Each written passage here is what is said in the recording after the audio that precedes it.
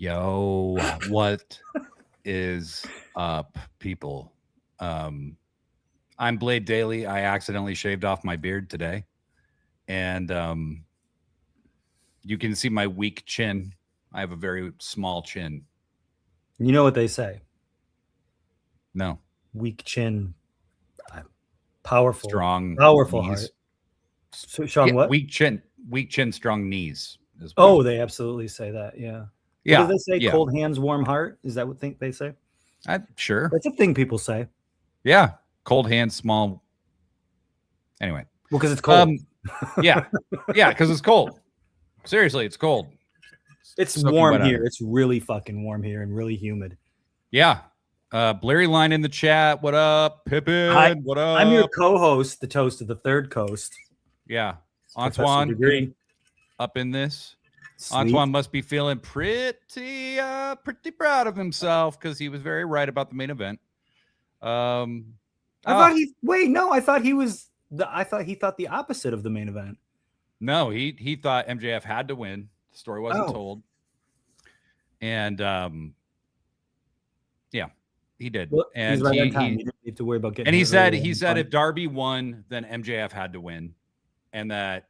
Oh, sure. So because I didn't realize Darby, did they announce ahead of time that he would be going for the shot on Wednesday if he won, or was that announced last night? No, they did not. Surprised by that. Yeah, I was surprised by that, but I'm not complaining because I'm going to be there. So, fucker, that's awesome. Yes, I'm going to be there. I think there's a very good chance there's a title change. I think that there's as good of a chance that there is as that there isn't. Yeah, I think it's 50-50. It's possible. We talk about this all the time. I don't bother making predictions anymore. I can't. I mean, I can, but I don't. Degree. Mm-hmm. We're podcasters. Oh, we're white dude podcasters. Okay. Let me tell you what's wrong with the way that you watch wrestling. Exactly. Thank you. Oh. Thank you for.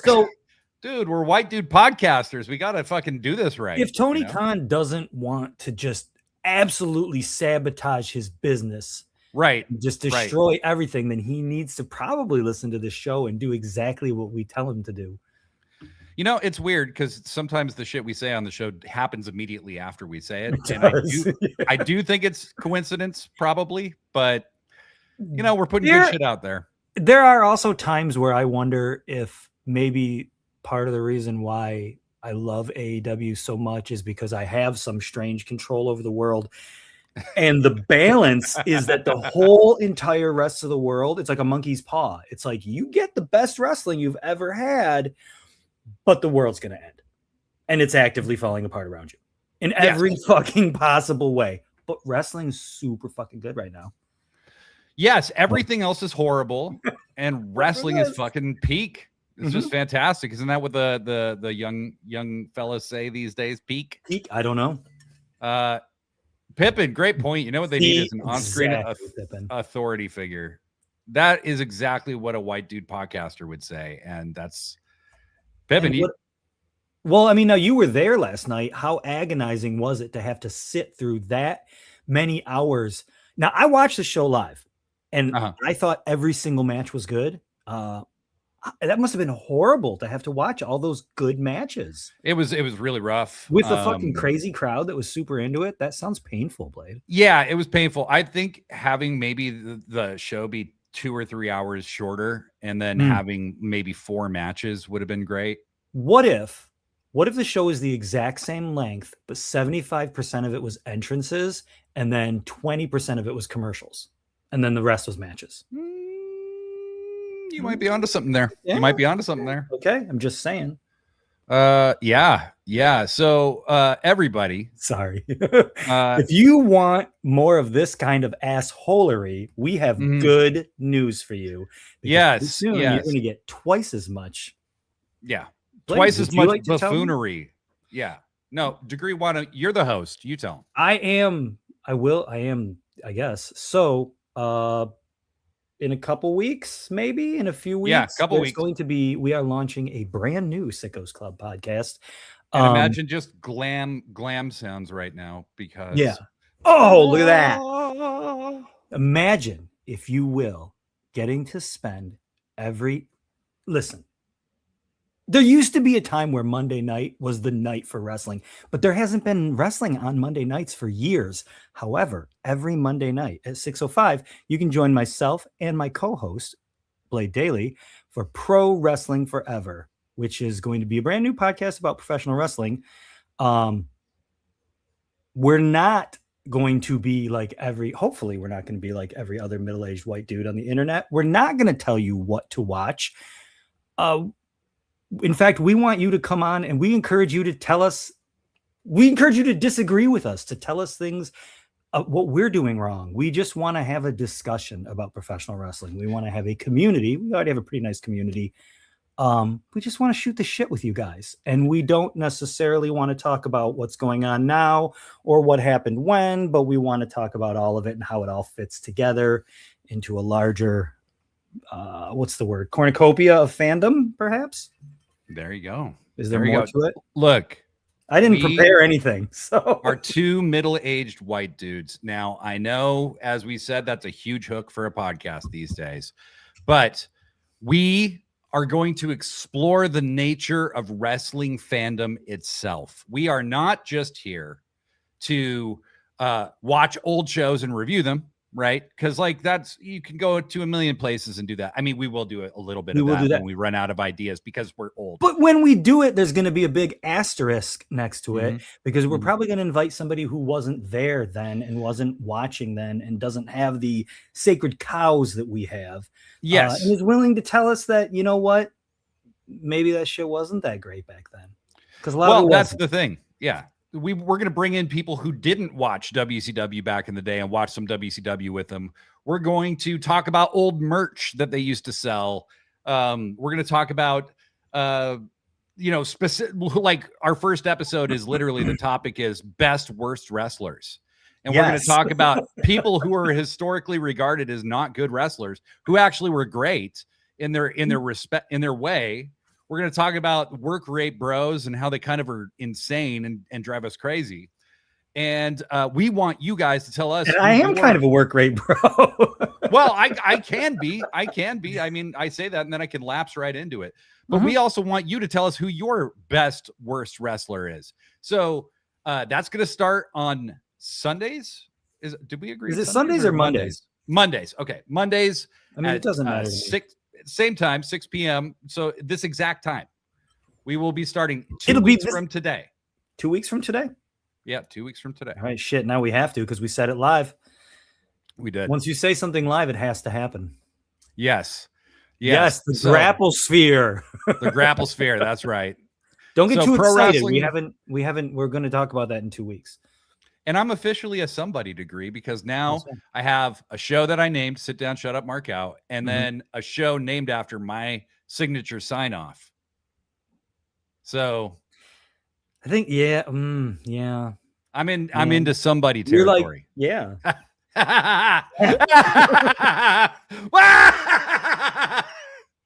Sorry. Yeah. So we're going to have two shows and the other show is going to be my show. Yes. Yeah. You're just going to be my fucking co-host. Yeah. Degree will be the actual lead on this show, by the way. Until I replace him. But that's right. That until I just take the spot from him and make him my co-host. That's, like how your other co-host quit on you. I mean, one of them had a child. Is that quitting? I mean, you have your choice of, do you have your choice? You could be influential and have, probably millions of people listening to you, or you could, create a child and have like the future and everything like that. Well, look, I mean, I said all of this at the time. Like, my kids are in the other room. This world. Yeah. My kids are in the other room. Do you see me paying attention to them? I'm ignoring them right now. Good. For you. Because you're somebody. Yeah, exactly. Do you see any kids here? There's my dog is in the back. Like a kid. I left her alone for an entire day yesterday. I had somebody from Rover come over and walk her and shit. That was but nice. I kind of missed her. Mm-hmm. All right. Well, baby. We are really Oh, you're starting nobody off. till somebody loves you, so you're still a nobody. Billy, you can leave comments as often as you want. Hey, Billy. Hey, Billy. There's some bias in Billy's comments. I'm just There going to might note be. that right at the top. Welcome back, Billy. Glad to have you here, the Grapple Sphere. Glad to have you in the Grapple Sphere. Billy also said one of his favorite worst wrestlers is the Honky Tonk Man. Well, guess what? He's already in that episode. Yep. So Honky Tonk Man definitely made the cut. But let's read some comments before we jump into the Dynasty review. Too Fat to Cook very correctly notes that I have post-paper AEW pay-per-view voice. Yeah, I was there live, and I will bring the live perspective to you. You don't sound that rough, though, all things considered. I preserved because I knew we were doing this today because I'm a fucking professional. All right, maybe get your shit together. I'm not even prepared. I've had like 2 months to prepare for this show that's coming up in 2 weeks, and I've done absolutely nothing. And you're the host. Shit, I'm not professional at all. That's part of my charm. Yeah. That staring at myself in the camera the entire time we're recording.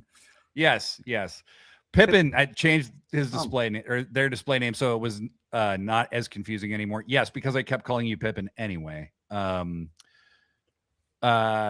Line says I was not surprised at MJF won. I am surprised that Swerve was not involved. Same. However, given the location of the next show, this Wednesday, I could very much see Swerve making a comeback there. It was an interesting show. Like everything kind of just played out weird. And not bad weird, just like there were a few things that I figured were going to happen, but Billy, you have a little bit of the sexy. Put that quote. What the fuck? What? The Billy left a thing that says, "Yeah." Maybe the voice, but I don't know about. Billy's talking to me, obviously. Yeah, because typically Blade has like a shawl that he wears. I do. Yes. Damn. Yes. See, look at this. Bleary Line. I also love Blade despite my roast of him. I would not have roasted someone I didn't like so much. That's very true. That's very true. And Bleary, I know, buddy. I know. All right. Okay. Let's get into this. This is technically episode 0 of Pro Wrestling Forever. It's a prequel. It's a prequel, yes. And it's also an episode of Sit Down, Shut Up, Mark Out. So eventually these episodes will replace Sit Down the Hard Way with Sit Down, Shut Up Forever. So which doesn't make any sense if it's a podcast, because why would you tell someone to shut up forever? Yeah. Yeah. Well, I would appreciate it if you shut up forever. I would say that to you, but I don't know why anyone else. Anyway. All right. So first of all, let's talk about the travel. Okay. I drove with my friend, my best friend. We drove. You were alone? The end. How far of a drive was it for you? It's like less than 3 hours. Oh, that's not so bad. That's worth it. Did you? Yeah. We timed it all perfectly. I didn't have any poutine. That was a little. Oh yeah, it's a Canadian thing. I've not been to Canada since I was, I think, in high school. I think it was the last time I went. I've only been to Canada a couple times. Why do you hate Canadians? I mean, I'm just afraid of them. I'm intimidated by their healthcare and their kindness. Yeah, I am too. That's true. Their syrup, their bacon. That's true. Oh, Skewered Universe bringing it. Degree, keep Joshi G's name out your motherfucking mouth. I think number one, you can't speak. And number two, I think we know which side Joshi G would be falling on, and it would be my side, because she's had to work with this man. She knows how it is. That's true. So, Degree, I have some contrary opinions. So, was the show good? Yes. It was a very good show. I really enjoyed it. However, and I want to pose this to the audience now. We'll let you guys comment, and we'll come back to your comments throughout the show. Revolution and Dynasty are both really dark shows. Like, the heels basically won almost every fucking match. Like,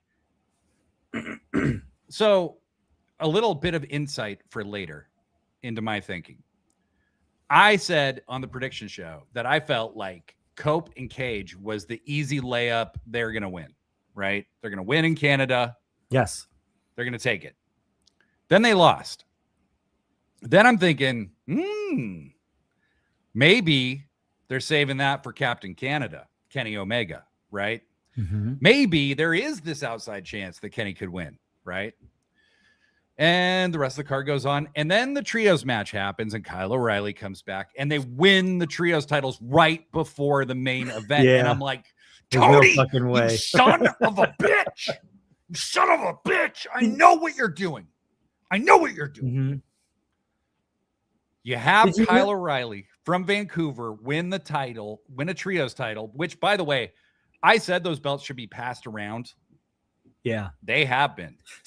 That's something I want to bring up. There were a few moments where I was like, oh, Blade's been waiting for this. Blade's been waiting for this. I want to get your opinion on a couple things. Yeah. So that was one of them. But so they've been passed around more than Degree's mom. And the trios titles are really, really. Wait, hold on. What did you just say? I was reading the comments. What did you just say? Okay. I don't know. Fuck you. Anyway. So the trios titles have been passed around more than your mom is what I said. But tell her I said hi, by the way. Yeah, you owe anyway, her like $20, bro. Yeah. Well, yeah, but you owe my dad some money. This is not what kind of show this is going to be. Nope. On the other hand, middle-aged white dudes. Hey! Yeah, exactly. We got a role to fill, bud. Your mom. So like it was, my mom does, Revolution was very dark, had a very dark ending. This show, MJF's literally sitting in devil attire, in a chair, looking like Satan himself. Right. I don't necessarily have a problem with that. I do wonder about the pacing on this particular show, and I'll tell you why as we go along. The show as a whole, or the show like in the larger sense of like where it fits in with everything? I think it's Tony Khan's taking a bit of a risk with how he's doing things right now. And it may not be a risk at all business wise, but what I do think is the world is really dark itself and wrestling's an escape. And I think maybe we could use just a little bit more like good guy winning every once in a while. These pay-per-views. So I don't know. Like, I like the bad guys. So I don't know. I mean, like bad guys too. I like the bad guys. So it's kind of like I'm okay with these. The Cope and Christian thing was weird. That was a shocker to me, but it was a shocker to the building. Let me tell you that much. It was just really quiet. Yeah. Yeah. It was kind of pin drop moment. So, wasn't last year like super? I mean, do you remember? I mean, I can't remember what was going on at this time last year, but I just remember it was like Death Riders, and everybody was saying the same thing. Wrestling's an escape. I want an escape. I want it to be happy. And then All In happened, and it was the fucking happiest moment of anyone's life up to that point. You know what I mean? So it's like, I mean, if anything, my fear is that he's going to be too predictable about being super down at this time of the year every year. But I mean, that's how your big show works, right? Kind of. So like that's what I wanted. I'll just say it now. So here's the question I want you all. We got 4 months to go.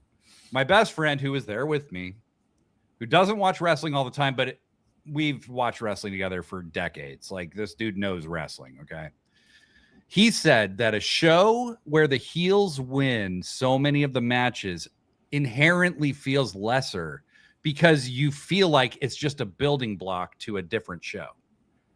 Because the heels traditionally are being built up to a loss, right? And so I thought that was a really interesting point. I don't know if I even totally agree. I certainly felt like I got my money's worth as a fan. But the other thing that I will weigh in on as we go is there was a ridiculously drunk dude very near me. The Canadian security people were in shambles. Like, they were so permissive. Like, this guy is like ruining people's experience. Like, and they threatened to kick him out, and then he quieted down for a bit, and then they came back because he started acting up again, and he was so distracting. And I'm just like, I refuse to let this loser ruin my experience. But my God, guys, like you don't need to get like fucking 10 sheets to the fucking wind at a wrestling show. Okay. Jesus Christ. But yeah, TK is definitely booking for heat right now. I get it to a degree. And I know All In is the big show. Everybody that's almost half the year away though. That's what I'm saying. Like so maybe, that would be a lot more darkness to come. Yeah. Or he's the just thing going that they for a did with the different Death route. Riders last year. The thing that they did differently was the main events were really dark, but like not the entire fucking show. You know? Right. I mean, maybe we're building to something before All In. Maybe we're building to something this Wednesday. I think that's very possible. What do you think All In's even going to fucking be at this point? The only, I think, right. I was thinking Ospreay just because it's like, they're back in England and Ospreay's back and it's the big, beautiful moment. But as you pointed out in your pregame show, I wouldn't be shocked if, what's his name? Callum Newman. That guy didn't look real fucking happy on Dynamite. I mean, everybody else is like, I'm Francesco Akira. And the other guy's like, what's his name? Hanare. And that guy's just screaming. Yeah. And Caleb Newman's like, yeah, that's all he did the whole time. Well, and then Ospreay called him his little brother. Yeah. Like, so anyway, so maybe it's not going to be Ospreay going for the belt. I mean, maybe it's not even going to be MJF holding the belt. I have no clue what they're doing. And that's fine. It's not a complaint. Here's what I would say. When the show ended last night, I was bitterly disappointed on the way to the car. Okay. Like I was like really kind of upset. Last night? Yes, but I'll explain why. Because I believed in somebody so much that when they lost, it actually upset me. Damn. Okay? Yeah. That's wrestling, right? That's like what they want. That's every time I get on a podcast with you, I walk away thinking that I believed in you and you fucking let me down. Go on. Yeah. And you keep doing it. I don't know why. I know, because I'm hoping, because I'm a wrestling fan. I've guaranteed you nothing. Yeah. So it's been, it's been a bit of a dark run. So anyway, the crowd. So you were disappointed and you walked away and you were sad because you believed in. I was sad because Kenny lost. I mean, straight up. And I knew intellectually he probably would. Mm-hmm. I am wearing the match shirt. Okay. No, that's cool. Got that. Yeah, it's a cool shirt. I have an elite shirt on today. Nice. Yeah. The elite. All right. Anyway, I had a great time and we had a blast. So with all that said, the atmosphere was great. People were really excited. The arena was sold out. I mean, it looked great inside. It sounded fucking awesome. They were. I just kept like all night. I'm just like, wow, these people are really into this. Every match, all the way until the main event. I mean, they didn't sound like they slowed down at all. That was cool. Yeah, and I think there was a lot of development in this show. It just feels like it's going to culminate somewhere else. You know what I mean? And it's a pay-per-view that people pay for. So you I think maybe find a balance between those two things, is like have something culminate here. I don't know. I mean, I see what you're saying. Like have one story arc culminate at every pay-per-view, maybe even or whatever. But I don't know. I was just perfect. I was fine with it. I was fine because the things that shocked me were actually the heel wins. I was surprised that Ricochet won. I was surprised that, Cope and Christian lost, but like, it was just, I don't know. See, for me, it just makes me go, well, what's next?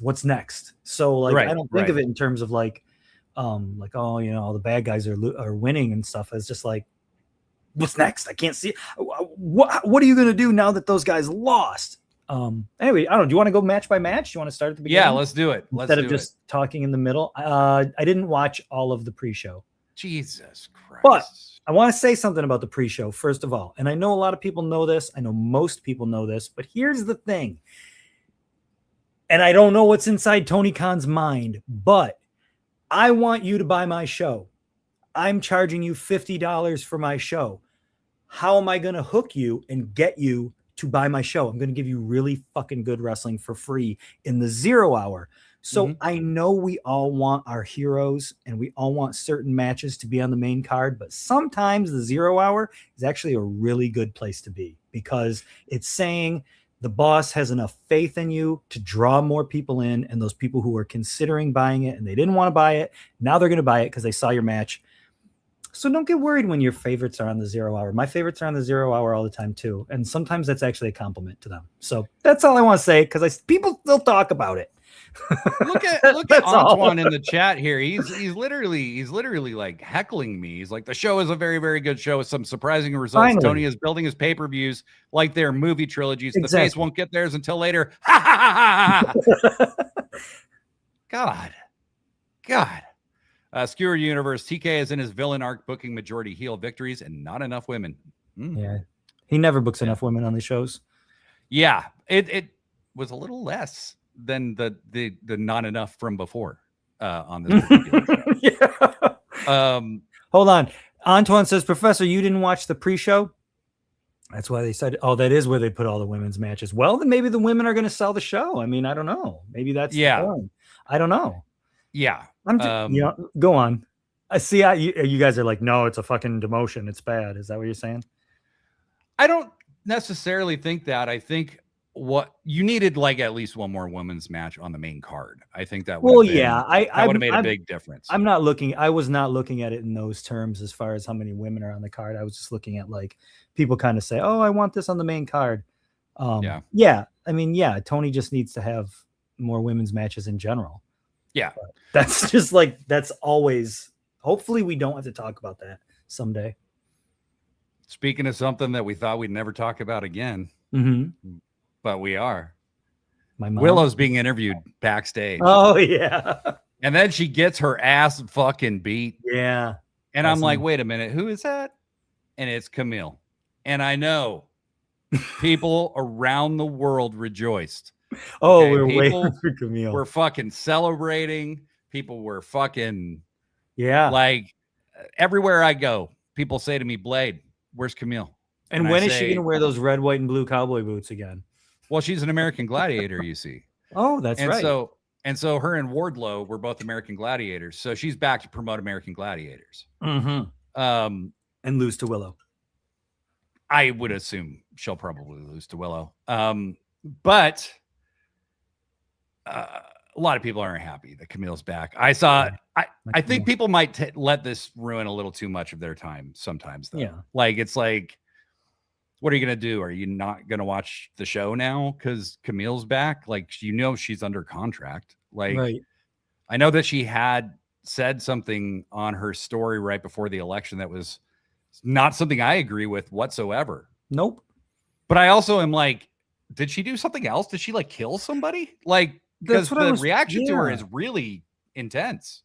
Right. That was what I was kind of thinking. Like, she just has a bonehead take, right? I mean, again, I disagree with her, but it in every way. Yeah. She's not funneling like a ton of money into, you know what I mean, into like killing people or anything that I know of. Like, I mean, I don't know.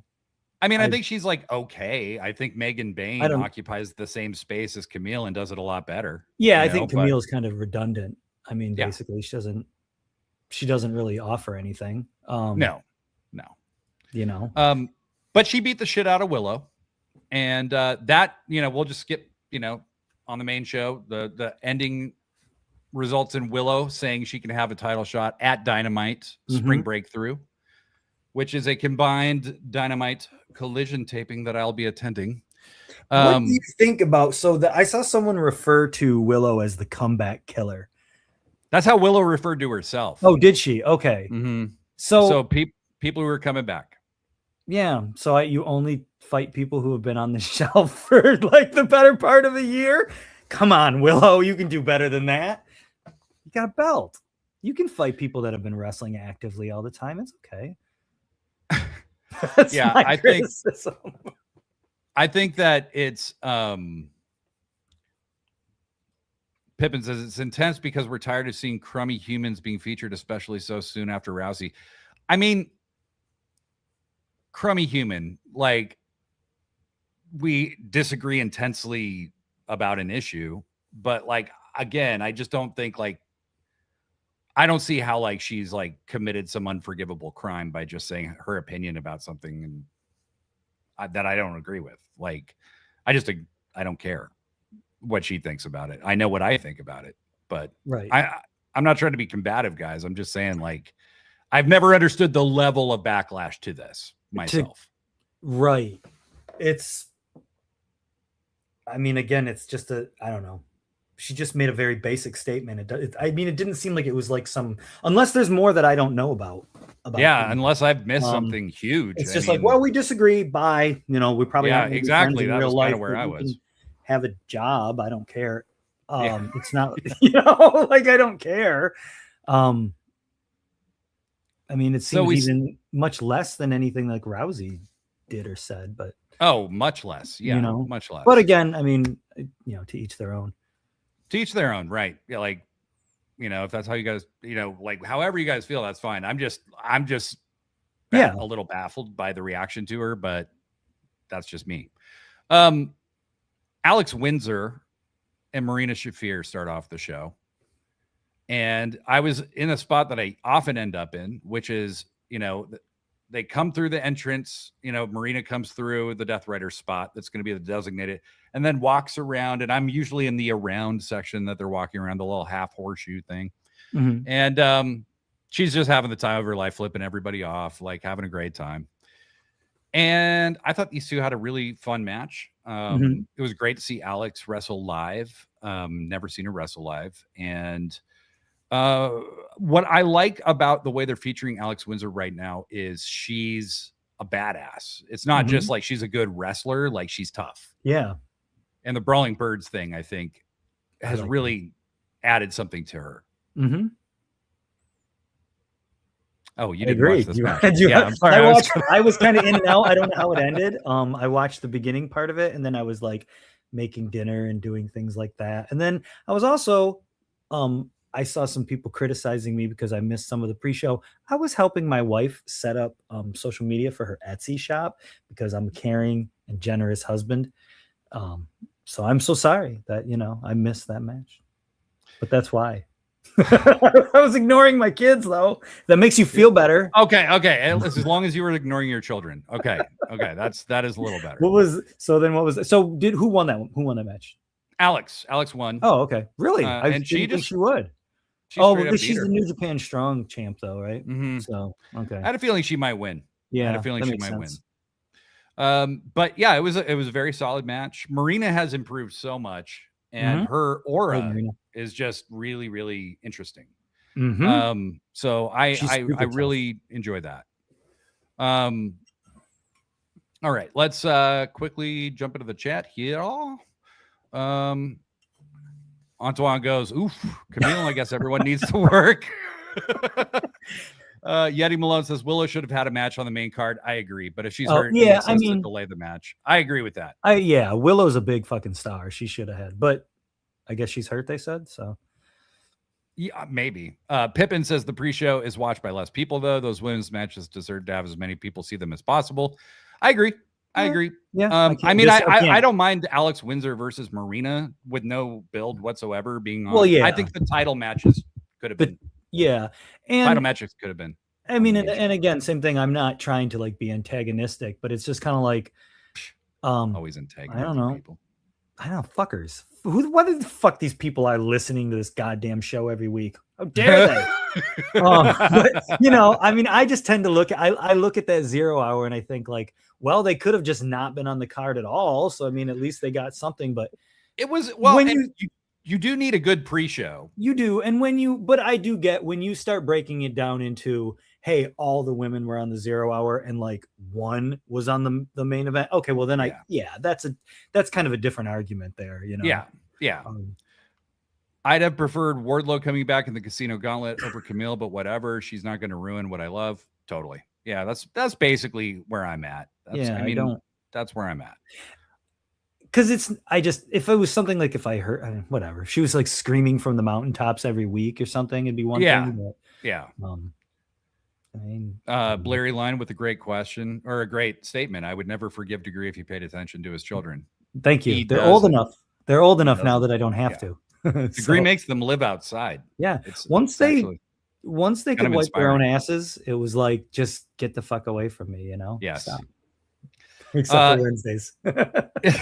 You You can watch wrestling with me. can come in and watch Dynamite with Dad, and then you got to go again. That's it. Camille defeated Big Ann, to the shock of no one. Who was Big Ann? She was just I think she's a local wrestler. Okay. Yeah. So Big Ann got I just figured it was like an NWA wrestler or something. I was like, well, Camille was a NWA Women's World Champion for a while, so or quite a while.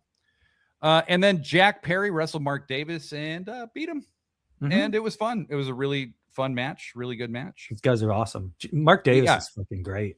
I would have put. I mean, I was like, put the TNT belt on Mark Davis. I'm a huge fan. I just was thinking the same thing. Give him a couple weeks. It doesn't need to be long, you know? I would have loved if Mark Davis was the TNT champion. Yeah. He has been so impressive since he came back. He really has. I've been singing his praises for a while. He's great. My buddy Matt was like, "Who's the Jim Duggan guy?" And I was like, Totally. Mark Davis.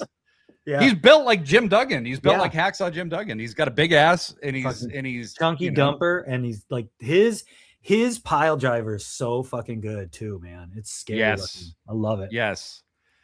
The children do get 2 hours of indoor time on Wednesdays and Saturdays. Yes, that's correct. No, I don't let them watch Collision with me. Oh my God. Oh. Hello, that's my Saturday. I make them watch MLW. Oh shit! I thought you loved them at least. How do you feel about Killer Cross? Oh God. Blurry line controversial take. Davis was the better of Aussie Open until Kyle obviously had the big push during Mark's injury. I never even took the time to consider them as singles wrestlers until Davis was out. And then Fletcher he gained in size, and his matches were so good, so quick Fletcher's fucking insane, dude. That guy's like, you could give him the world title tomorrow and I would not be shocked. Like, it wouldn't be a big, huge problem, you know? I just think that guy's great. Go on, though. I would also... Let me tell you to go, and then I'm going to talk over top of you. No, go ahead. I don't have anything to say. I would say I did think it was interesting that last night at the merch booth that they had Kyle Fletcher shirts there, and they were selling like mad. Really? Like, well, how was the merch? Because the merch is always bad in Chicago. It's like, I mean, I know AEW needs to get their shit together a little bit. I didn't know if it would be. You'd think it would be better because Pro Wrestling Tees is right down the street, but it's like they have nothing when we go, you know? Yeah. So they had a very limited array of merch. I knew they would have the, show merch. I like to get something commemorating the event I went to. They don't put the stupid "I was there" thing on the back of the shirt anymore. Doesn't it kind of implied? Yeah. It's like I'm wearing the event shirt. Like I was there. But I think that I think they're so embedded with PWTs. I think that limits like what they're willing to bring to these shows, but they only have one merch booth per floor. Yeah. And in this case, they had one merch booth for the entire stadium. And so there was a line behind it and then up a staircase at the beginning of the show. Then I went out there. My buddy and I had a brilliant idea. We'll go after Jericho's entrance. We'll go. Guess what? That's what everybody else did too. Oh, so the line was still up the stairs, but it went really fast. I will say, I felt bad for the employees. They were really overwhelmed. AEW, you guys gotta. It's weird. You see more. You see a bigger variety of merchandise in the ring on any given night than you do when you actually go to a show. And I've heard before that it's like they just go out, like when they start, they have a full truck of merch and they just kind of let it dwindle. And I don't know if that's true or not, but it's weird. It's just kind of weak. They can make a lot. They can make a lot more money. Yeah, than they do. They're leaving money on the table. Well, yeah. Right, I mean, I go with my kid and I'm always just like, you can get a shirt, like whatever you want. It's fine. And there's never anything that cool. Yeah. Yeah. So, sorry, guys. Blair Line said, not going to lie, I think the injury will be good for Fletcher in the long run. I think so. He's the type of wrestler who will turn that into an opportunity, I think. And he's been going so nonstop that if he's gone for a little while, that's okay. Like, yeah, well, and I think come back, keep him away from the TNT title. You know, like, he doesn't now. He can move on. He's miles beyond that. You know, Blair Line, but I think he's avoiding the kind of silly Okada Take delay, and he was above the TNT title anyway. That belt should be for guys like Kevin Knight. Yeah. Pippin says, I've been to a number of AEW events. The merch booth is never great. Yeah. I mean, I got this Dynasty shirt, but I also knew I was going to Dynamite too. So I'm like, there will be different merch there probably. And you're going to wear that shirt. You better wash that shirt before Wednesday, because you're going to have to wear it to the show so that people can be like, oh, hey, were you at the show? You'll be like, no, yeah, bro. I was. No, bro. Not going to do it? I'm going to leave it on this whole time. Oh, fuck yeah. I'm leaving it on till Wednesday. That's what kind of podcast this is. I'm bringing the stank on it to wish Darby good luck. I haven't taken a shower yet today either, if that makes you feel we're on the same team. Yeah. We're some stinky bums. All right. And then Divine Dominion had a great match with Hyan and Maya World. Seeing Divine Dominion in person, and my buddy who had never seen either of them before, I was like, yeah, super cool. That's Joey Janela's girlfriend. And he was like, what? How's that possible? Yeah. But Joey they must be a really nice guy. The aura of these two is it matches up to everything you see on TV. I mean, it's they command the stage. Like, so they were great. I think Lena Cross is really good too. Megan is like, so kind of beyond freakish at this point. She's like taking what China did to like another level, like where she's like a way better wrestler than China ever was. Yeah. Yeah, I don't see anybody taking those belts off them for a while. I hope not. No, they should have a really dominant run. I would like to see that. Yeah. Blade, sorry I couldn't get myself and my crew together to meet up with you. I was herding cats. I hope you had a great time. It's all right. I'm used to people avoiding me. Happens every day. I texted you this morning and you did, huh? So what was the next match on that pre-show? So then the main show started, and then the crowd like went up a notch for sure. Now this is where I think there's maybe a bit of a pacing thing, and this could also be a product of the babyface issue that I was talking about. So essentially the Young Bucks and Okada and Takeshita have one of the best matches of the night. It's it's so much fun. Yeah. It's so much fun. And I get why they put it there, because it was funny. Seeing Okada actually dress up in Nick Jackson's gear was hilarious. Yeah. The war between Okada and Takeshita, and then the brief like detente that they had, and then they go back into hating each other again. And then the finish where Nick is getting ready to hit the Meltzer driver, and then Takeshita grabs his ankle, and then he's like, wait, why am I stopping you? Right. Like, fuck this guy. Yeah. And they hit the Meltzer driver and pin Okada. Fantastic match. It was so much fun. Nothing else on this show was anywhere near as fun, though. That's the problem that I have with putting it here. Right. It could have been somewhere in the middle and been like a little bit of a pickup with the sadness of the show. Yeah. I might have let off with that conglomeration deal. Maybe. Yeah. Maybe. But the thing is though, the conglomeration match was where it was because you have been holding it for 3.5 hours, 4 hours, and you have got to pee. And so that's why that match was where it was. I did pee during that match. I will admit. I mean, I remember in a bathroom. Yeah. It wasn't in the box in your house that I used to live in. No. What was it? All Out, when it was like Kenny versus Christian was the main event years ago. Yeah. And right before the main event was like Paul White versus QT Marshall. And I remember thinking like, why, what? And then as soon as it happened, I was like, oh, I got to go pee before the main event. That's why, like it was a pisser break. What's that? It was a pisser match. Yeah, so that's why it's there, and it sucks because it was a good match, but you wouldn't have put the Young Bucks and Okada there, you know? No, and I thought it also maybe could have gone where Copeland and Cage's match was. That would have, you could have. But starting with the Copeland Cage match would have been rough. Other match they could have started with is Andrade versus Darby. Sure, but that anything that made the crowd feel good and started off exciting. But I just thought I experienced so much goddamn joy during that match, and watching Okada just be a lunatic. They could have put that match on the fucking 0 hour, and it would have sold 100,000 more pay-per-views. Probably. You know? That's a great point. I mean, seriously, if you saw, here's the thing. I was watching, I'm not like a big Three Stooges guy or anything. Yeah. But I will watch the Three Stooges from time to time. I appreciate Charlie Chaplin. I appreciate Buster Keaton and guys like that. And the Young Bucks, for my money, are at that level. And it's not just comedy. It's like, and I don't want to just say choreography because that just makes it sound dismissive like wrestling's choreography. And it's not. But like watching a fucking Young Bucks match is art. It is an expression of art.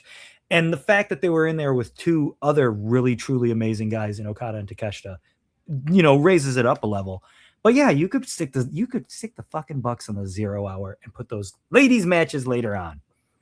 I loved the spot where everybody was trying to suplex everybody else. Like Takeshita was in the back and he's trying to suplex Okada, who's trying to suplex Nick.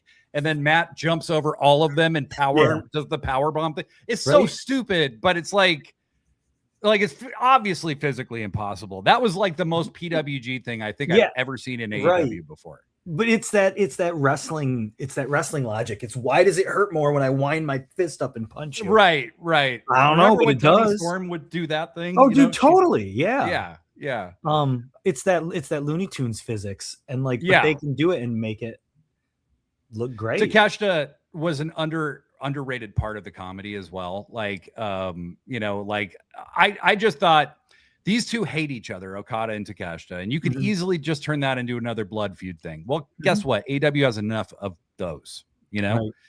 And so to have it be this kind of sibling rivalry kind of within the team, you know, Okada, very little bro on Takeshita. It's totally Brady Bunch stuff. I love it. Yeah. And then they did a social media package after the show that Okada and Don Callis were like, "We're not done with you, Take." And then Takeshita's like, "Oh, I'm so sorry." Oh, right. Like, that's great. He mocks Okada with his shit. Fucking awesome. And so, you know, that's going to hit a whole new level, but they're fighting a double or nothing. We know that for sure. Right. So, and I love Don Callis with his whole like Scottie Pippen and Michael Jordan don't always get along and all this shit. Like, and then they're all like, "I'm Michael Jordan." No, I'm Michael Jordan. Right. Yeah. It's fucking awesome. Yeah. So, anything else with that match or no? Did you want to go? I mean, just other than it was a masterwork. It was just a beautiful, beautiful match. Like watching, like you said, really great performing art, you know? Yeah. I fucking love the Young Bucks. I don't know. Yeah. Pippin says PWG party match to open the show was a great way to get the crowd going. The crowd was so into this. What was really interesting, I will say, very pro Okada crowd. Very, very pro Okada. I was a little surprised. Nobody's going to actually really hate Okada because he's too funny. But there was a lot of big Okada chants that night. Yeah. That's cool. Okay. So next match. Now that we're 50 minutes into the show already. Jericho and Ricochet. It's fine. All right. I was kind of in and out of this one too, honestly. Because I didn't care that much, but it was fine. It wasn't. I'm not really sure what they're doing right now with Jericho, because like his name's just Jericho all of a sudden, and that's weird too. But they call him like Chris Jericho, but they're pushing the one name thing for sure. Yeah, and he's introduced as Jericho, and he looks like a magician. Jericho sounds like a magician name, like. The Great Jericho, you know, like you can totally see it. He's wearing like fucking glitter pants now. He kind Jericho of on the butt. When he first came back, 2 weeks ago or whatever it was, or 7 years ago. I can't tell. And he had the purple coat, and I was like, okay, it's prime era Jericho. Like when he was wearing that purple coat, was kind of like his kind of first heyday, I think, maybe, or something similar to it. And then he brought out the list. And so I don't know if this is like a retirement thing and he's doing kind of a weave a little greatest hits in there. He's kind of already done that. Yeah, I don't know. It was weird. Yeah, I would say so. I did go to the merch stand during this match. So I came home and made sure anything to say about this match. No, I do, because I came home and watched it before I even went to bed last night. Okay. Wow. So that I would have a take on it. It's fuck your mama 2 times. Did you forget Jericho is a wizard? He is a wizard. He is a wizard. He is a wizard. So what I would say is, Jericho's losing physical ability by the day, it seems. And yes. I'm not saying that as a derogatory thing. Like, it's just like the guy's 55, I believe. And so that just happens. Right. And, he took some gnarly bumps that looked like they really did hurt him quite a lot. Like if you looked at his back, if you looked at his back, he had a huge fucking like yellow bruise forming on his back. He has no ass to like protect him from those bumps because he's a 55-year-old man. Right. He's taking crazy bumps. He's not, I thought he was going to land on his fucking head with a lion salt when he did it. He did get all the way over, but for a second there, it looked a little scary. I don't think these guys are done with each other, to be honest with you, just by the way the match ended. Yeah. The one thing that they did do to make Jericho look strong is he just kicked out of a lot of stuff. Yeah. He just kept, so they're saying he's got a lot of heart. Right. The heart of a lion, you might even say. The heart of a lion. Mm-hmm. But and Ricochet needed to cheat a bunch to win. He did. And somebody behind me was like, this is bullshit. Ricochet shouldn't have to cheat this much to win. And I'm like, that's what Ricochet does. Right. Ricochet cheats even if he doesn't have to. Like, and when you're a professional wrestler, the older you get, the more powerful you are, even if you don't look powerful in the ring. Yeah. But you're stronger because you're old, Yeah. Ricochet did a lot of figurative and literal heavy lifting in this match. I mean, he did, and he made Jericho look great. Mm-hmm. The one thing I would discourage Jericho, especially once they're back in the States, is from doing the like, come on. Like, he did that a lot to like get the crowd louder or whatever. Mm-hmm. And it's like that, like you can do that once or twice. Right. But like also maybe wait till you're halfway through the match or something instead of right at the beginning, They were in Canada and the crowd was very pro Jericho. I will say the vast majority of people were really excited to see him. And people love. I was in line with all the people who weren't, and they were talking a lot of shit. But I don't have anything bad to say about Jericho as a wrestler. I just he doesn't need to like wrestle anymore, but yeah, you know what I mean? Like that's all. I think he will be pretty limited, and I think he's trying to show good faith, and lose to Ricochet and show that he's trying to help people get over. So yeah, I don't know. I don't know where it's going, and I mean I'm interested, I guess. So this match should have been on the 0 hour. Pippin says. Apparently the one name thing is a Jericho decision and something he personally wants to push. I know. That's what I saw too. Is he going to be a wizard? See, that would be cool. Bring back the fireball. I liked when he was doing the fireball thing. I'm a fan of fireballs. Yeah. Yeah. I'm exactly. Guys our age, we just love the fireball thing. Fireball, poison mist, all that kind of shit. And Jericho's pretty much had 70 different gimmicks at this point. Yeah. So like he has had like 15 gimmicks in AEW alone. Like he was coming out in the Great Muta mask for a while. Yeah, there was a point where he was coming out with a new name like constantly. Remember when he tried to do the influencer for like 2 weeks? And it's like, Chris, that's no. Dude, like you're an old man. That doesn't even make sense. That doesn't work. If he would have been the podcaster, that would have made more sense. The podcast, right? He's a fucking middle-aged dude, white dude. Trying to get you to buy gold. With a podcast, and his wife stormed the Capitol on January 6th. That's like the fucking perfect podcast combination right there. Yeah. Um, Funky Mama two times just- says, I actually like this match. Jericho looked good for a guy's age. Plus, that shooting star to Codebreaker was money. That I will give him. He hit the big spots perfectly. Yeah. It was a fine match. It wasn't great, but it was fine. It was better than I actually thought it could be. So I much respect to Jericho. Yeah. At the end of the day. Antoine said, I thought especially this match was fine. I don't think that will work outside of Canada, so they obliged. His loss is our gain in every way. I don't think he is there to wrestle like that. I agree. I think you're probably right, Antoine. You happy? You happy? I said you're right. Okay. So won't stop him from laughing at me later. So this is another thing. It was just match. I have said this before. They have done this before. I think AEW could benefit from maybe like having an in-ring segment during a pay-per-view, or like it doesn't need to be just matches.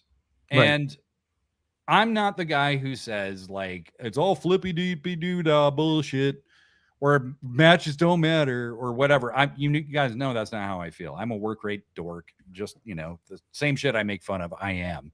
Mm-hmm. But I remember being at Wrestle Dream, the last one they did in Seattle, and Swerve came out, and remember he was kind of teasing breaking up with Nana, and then he like decided not to, and then MVP came out, and they had like a whole in-ring segment. It did break up the show a little bit in a cool way, where it gives you just a minute to catch your breath, and with as much action as you're seeing in one night, it's hard not to, like, your brain gets a little numb. Yeah, it's not even on purpose. It's not, you're not bored. You're just like, your brain's like overloaded. It's like it's just so much of a great thing, Yeah. But it's like that Tyrannosaurus fight in the Peter Jackson King Kong, where it was like, oh man, I really like watching these two dinosaurs fight. Oh, I really have enjoyed the past 25 minutes of these dinosaurs. Oh, I've enjoyed the past 45 minutes of these dinosaurs fighting. You can have too much of a good thing. Yes, I'm going to criticize Peter Jackson's King Kong on this podcast, but you know what I mean? Like it's so great, and I don't have anything bad to say about it, but it's like, yeah, you could break it up, like just throw something in there sometime. That'd be fine. Fuck You Mama two times says, I think Jericho is going to lose a lot to get the crowd behind him because he's a face and wants to be a face. I agree. I think that is what he's going to do. And that's the smart way to play it, Bleary Line's got a good one there. So it's Spirit Universe. You can have in-ring segments on a paper. Yeah, that's the thing. Like, just as long as they're not like more than like 5-10 minutes. I don't want to hear a big promo. I don't want a Raw promo, 30-minute Raw promo.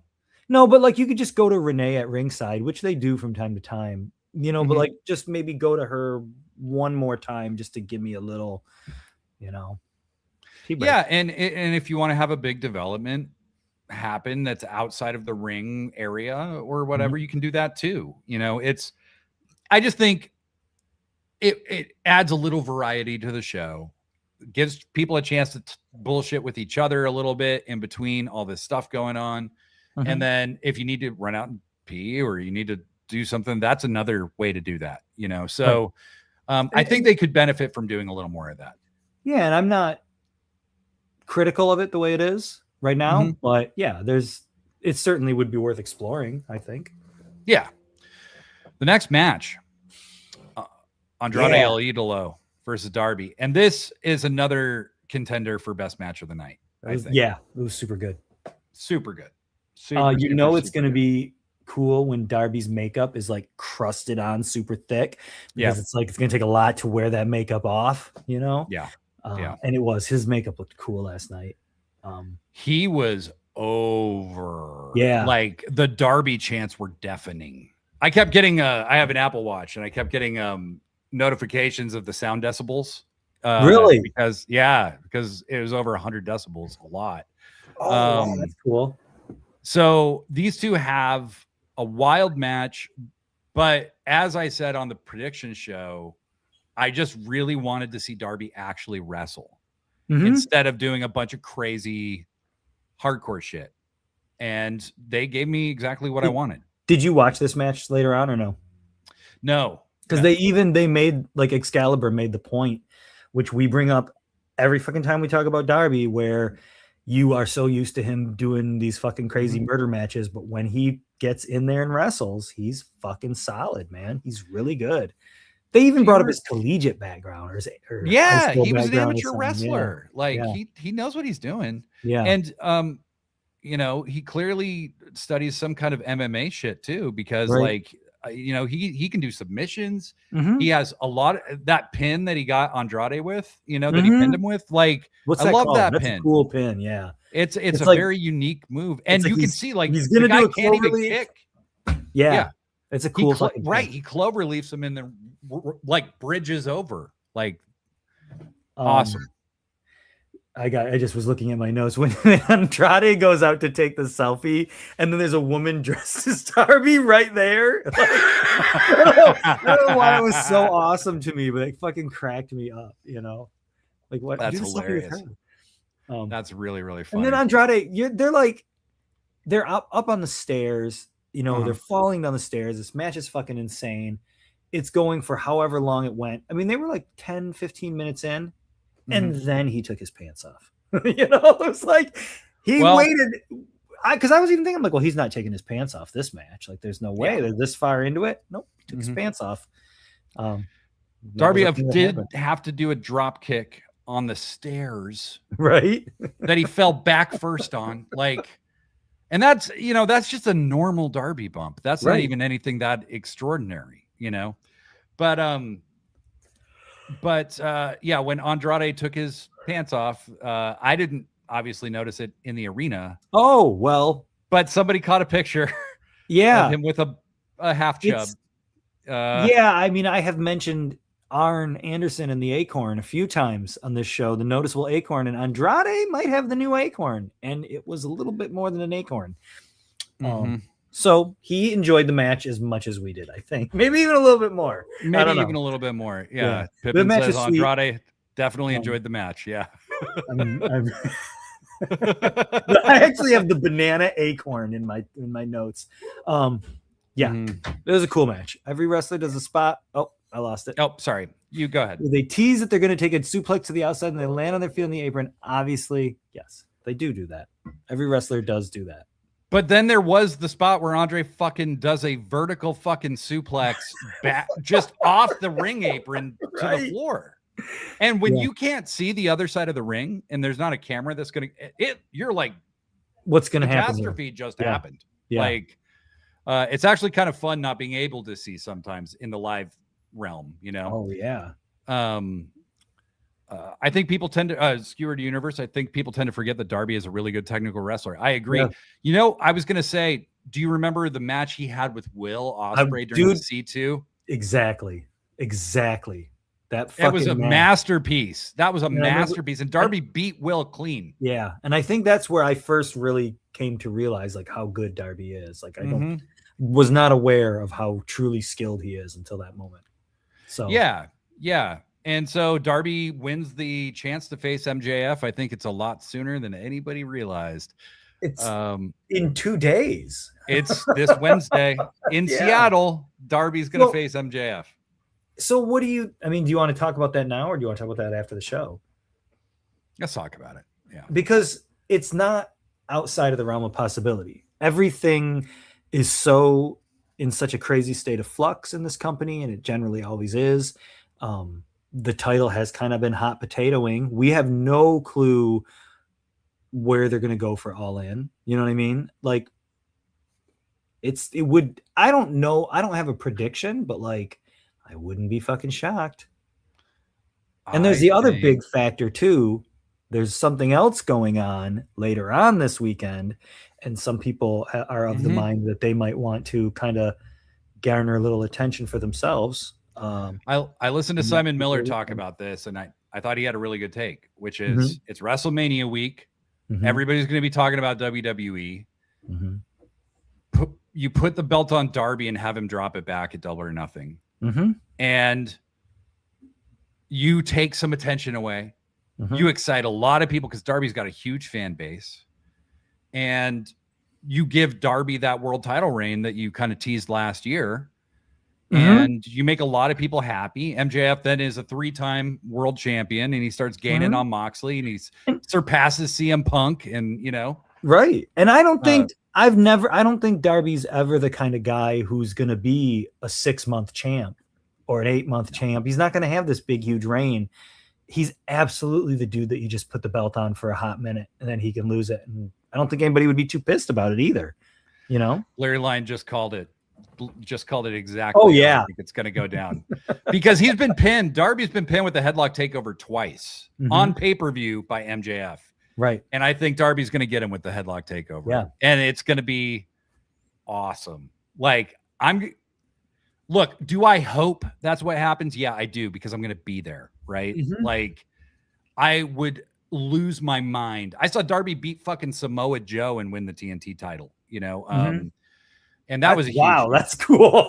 yeah, that was a huge deal. But I would love it if Darby got a title reign that lasted 2 or 3 weeks. He's the perfect guy for something like that. They always book Eddie Kingston with a couple week title reign or whatever. And I think Darby's actually the better choice. And what I think Tony really sent the message through on the show is like, look, I am going with now.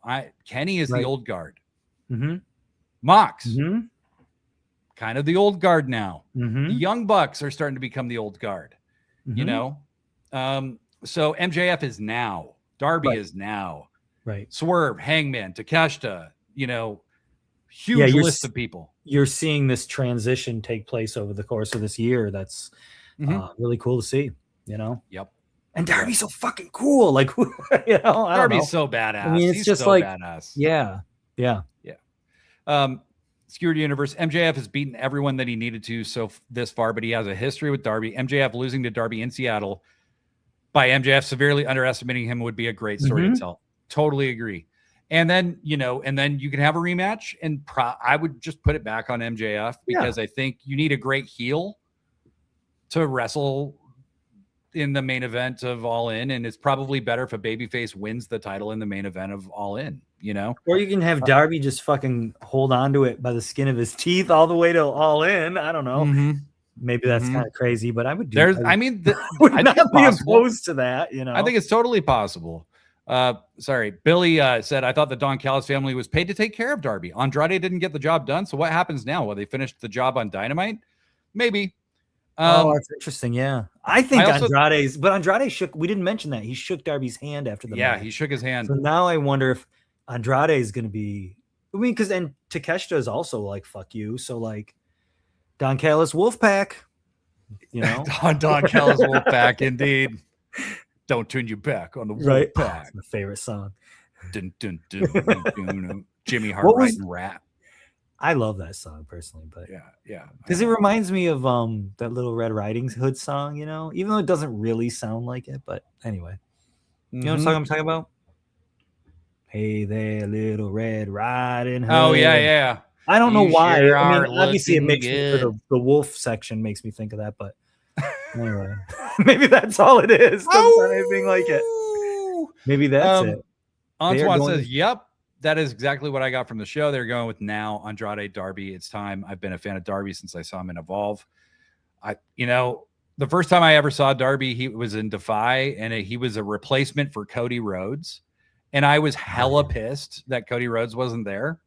Because you're a huge fan. At the time I was, because he was still an indie wrestler, And well, when Cody was doing that was cool as shit though. Cody was great on the indies. Yeah. He was. I think what cost him in AEW is that he bait and switched everybody, and he wanted to be like this John Cena babyface guy now. Yeah, that nobody ever wanted. Yeah, we're like, that's not what we want from this promotion. Yeah. Let's see, Skewered Universe. I'm sure a number of us have been eating to see Darby hold that title. He's been sniffing around it for so long. It's true. It's true.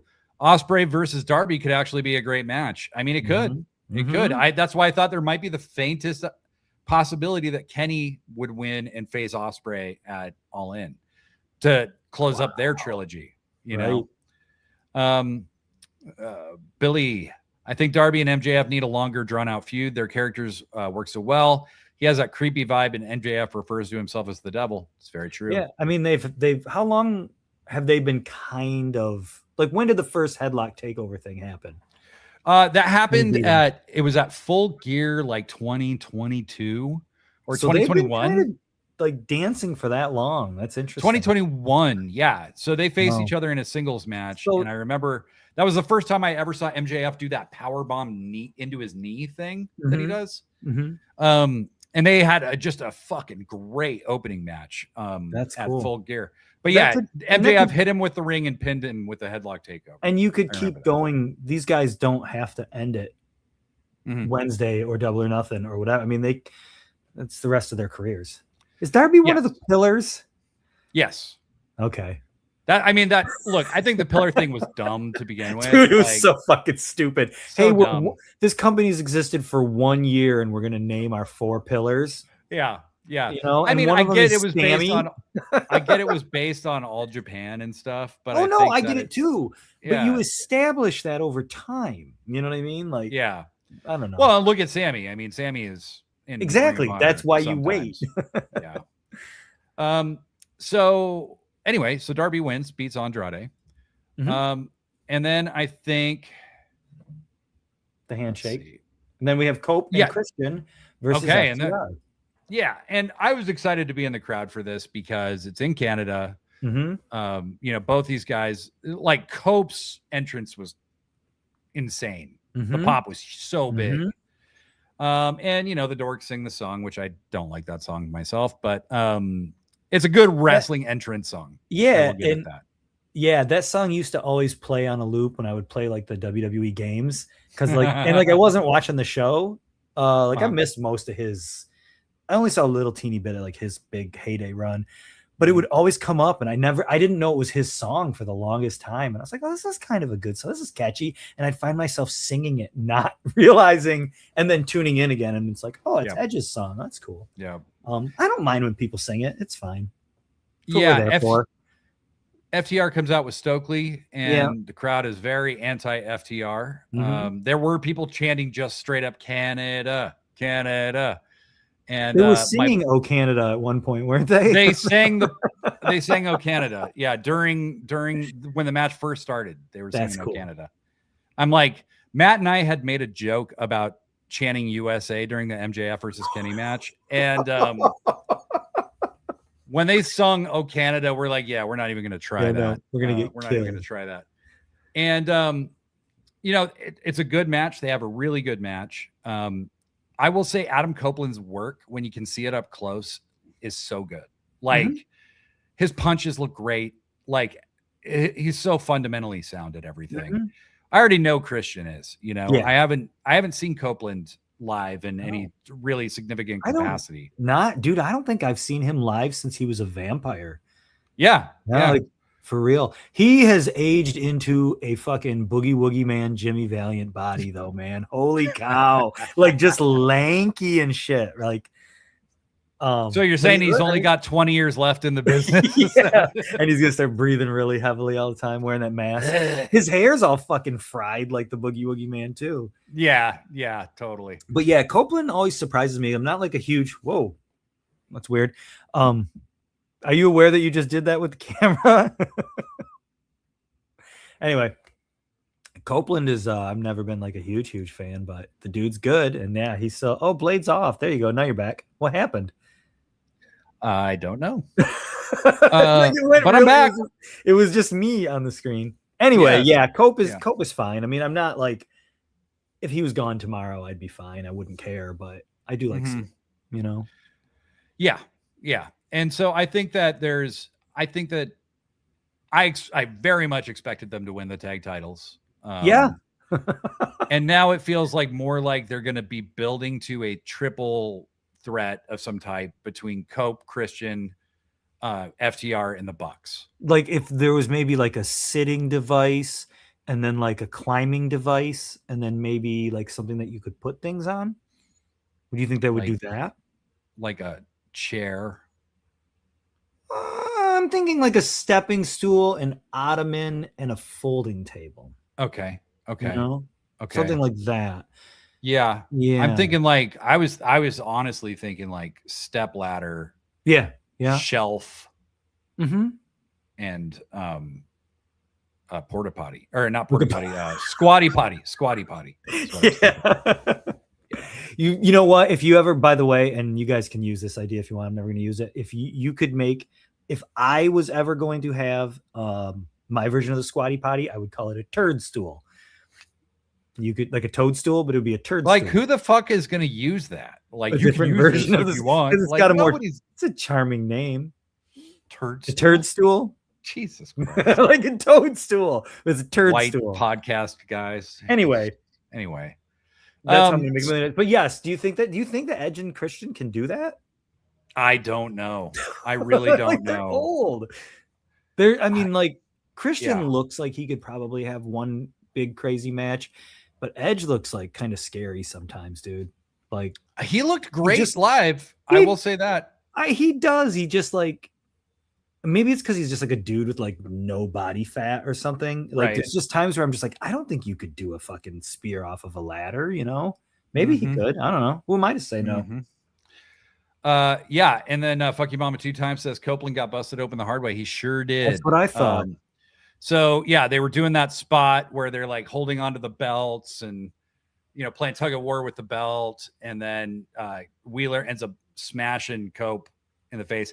He hard-weighted his ass. Dude. Because when they show that replay and he just like, yeah, and there's no way that you could blade that completely that quickly. Right. Like that was a hard way. That was, I mean, and from where I was in the audience, you really couldn't see his face for a long time. And then all of a sudden he is just covered in blood. Just gushing.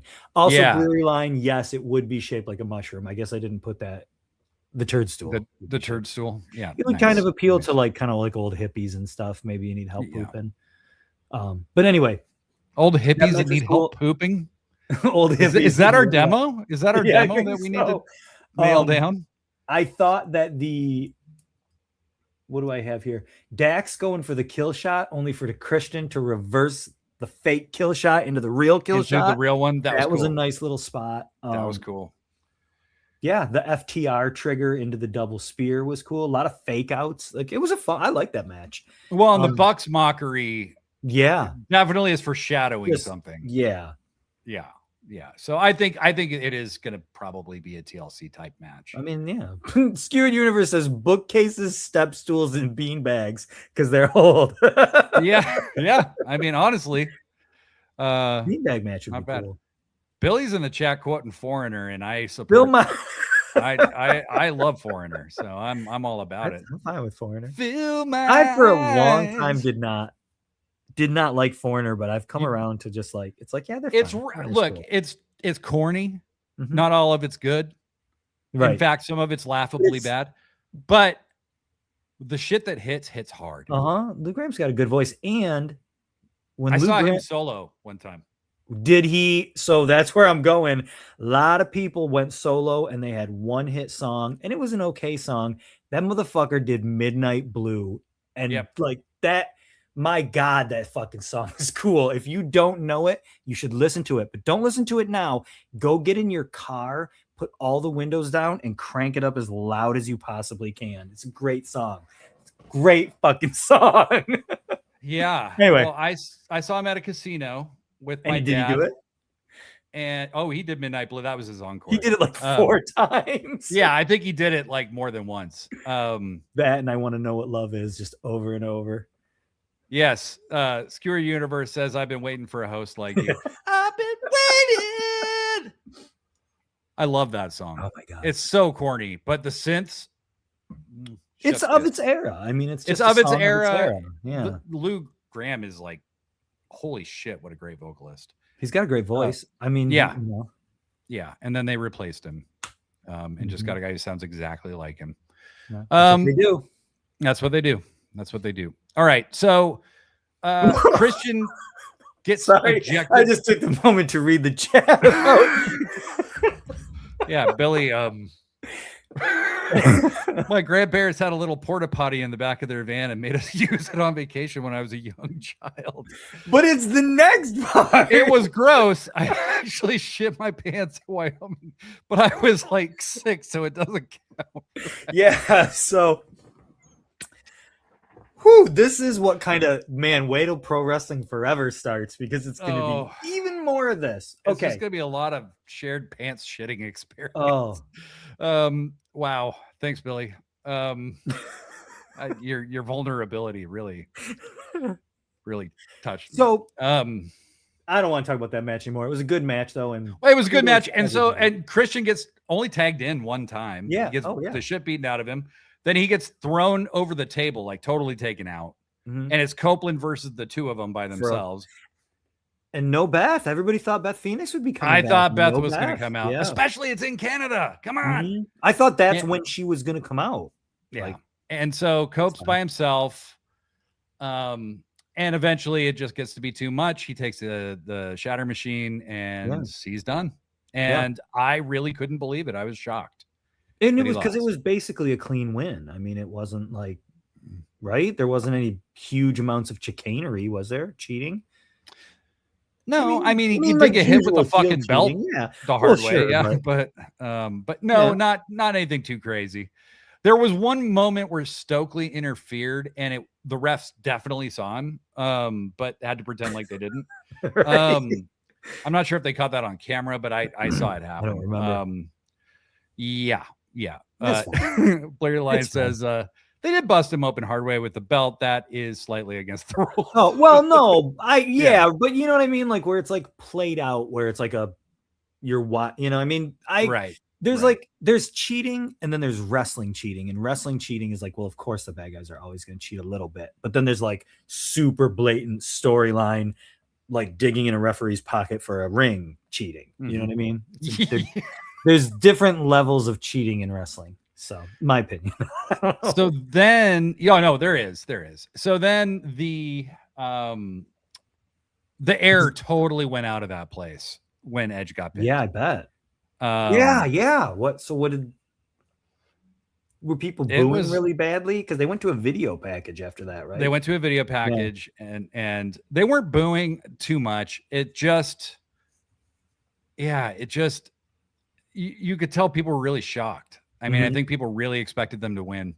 Yeah. And so I didn't honestly mind FTR winning, because I think like, why just have them lose twice to Cope and Christian and it's over, like, and I think it's kind of like, whoa, really? Whoa, like, because there was just nothing associated, like nothing else was going on. The Bucks never came out. Nothing else really happened with it. So let's be clear, up until now, the Canadians on the show, Jericho lost.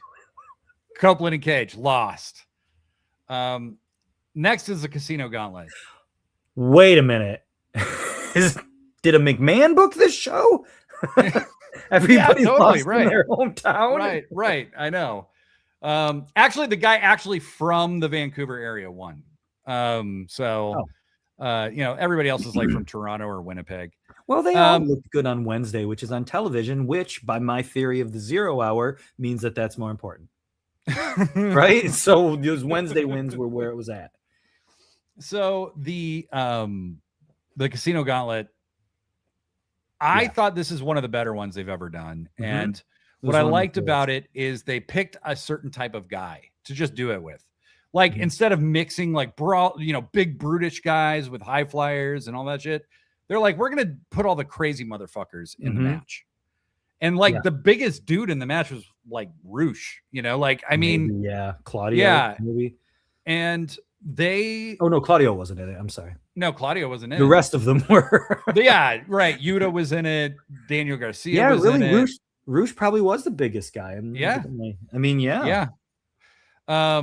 Bowens, maybe. I don't know. Yeah. It was. Go ahead. It was really, really interesting. It was fun.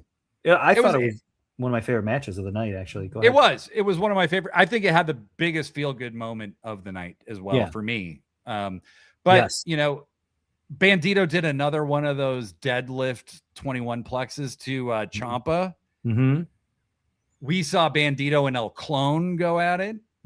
Which is like, I hadn't even had time to think about wanting that match yet. But El Clone is really good. It's really like, I feel bad for Hologram because it's like, oh, sorry, dude. Like, Shazam is not as cool as Black Adam in this version. Yeah. Like No, it's so fucking good.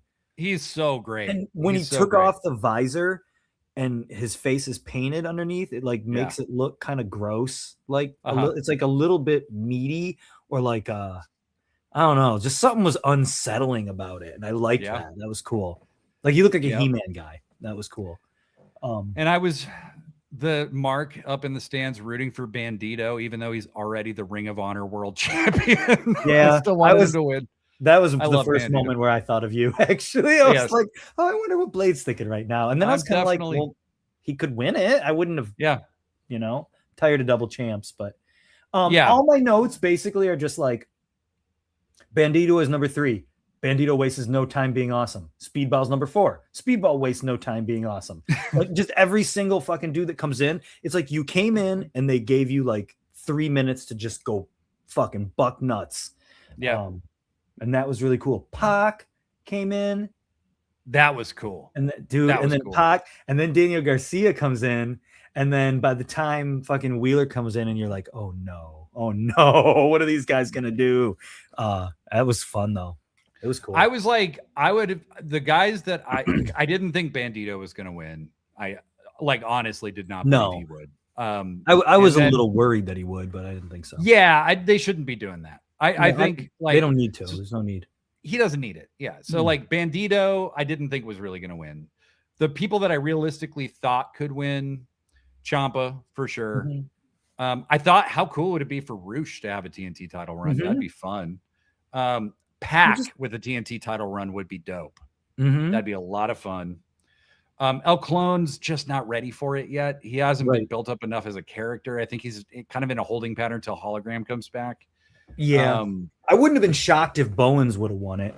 Bowens would have been an interesting choice. Because they're kind of like always like, he's got this like stop, start, push thing going on kind of. Mm-hmm. And I wouldn't have cared. I mean, I'd have been fine. I like Bowens just fine. He's not like one of my favorites, but I like him just fine. All he needs is just something behind him, just something for his character, and he's golden. He's such a good wrestler. He's great in the ring. He can cut good promos. He looks good.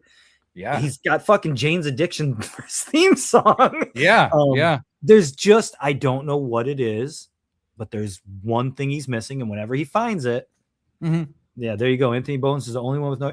Yeah, and Anthony Bowens was like almost out of place with all these guys, if that makes sense, because they're a little more like work. I don't want to say work rate, but like he's more just kind of like a standard wrestler. You know what I mean? And these guys are doing crazy shit. And he can work, but he does more power moves and more stuff like that. Yeah. And these guys are all like, fucking weird names with moves with weird names that are like sliced bread and shit like that.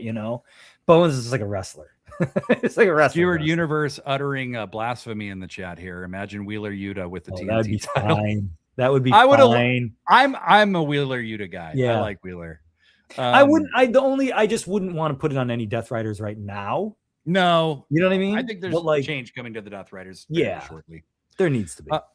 Blair Line 7, the Clone had a new mask and some noticeable signs of enhanced performance. So if this was WWE, he would have won. But then the Jet, I saw this whole thing, how it was going to play out, because again, you're not dependent on camera cuts. You're watching everything happen at once. So I'm watching Kevin Knight climb the top while Daniel Garcia's got the Dragon Tamer locked in. And I'm like, oh, you see what's going to happen just before it happens. Mm-hmm. Fuck, man. It was so cool when he won the TNT title. Mm-hmm. Kevin Knight is your new TNT champion. That was great. And it was like, oh, I see how you're going to fill that absence. You're just going to push this storyline up a little bit faster, Yes. And I don't know if they showed you, but they cut to on the screen, like the actual display screen that they come out of. Mm-hmm. They had Kevin Knight with the TNT title already on in his jet speed gear. And I'm like, really? It's almost like they knew in advance who was going to win. Wow, that's crazy. Yeah. But that was really, really funny. It was I did not notice that. It was cool. And I like Kevin Knight a lot, so I'm looking forward to that. And I like Speedball a lot, and it helps both of them. So well, and I think that they're going to continue some discomfort between those two guys. I watched a little bit of Mystery Wrestling this weekend. I don't know if it was Friday or Saturday. I don't remember what it was. And I don't know if you've watched any of it, but Speedball was on commentary.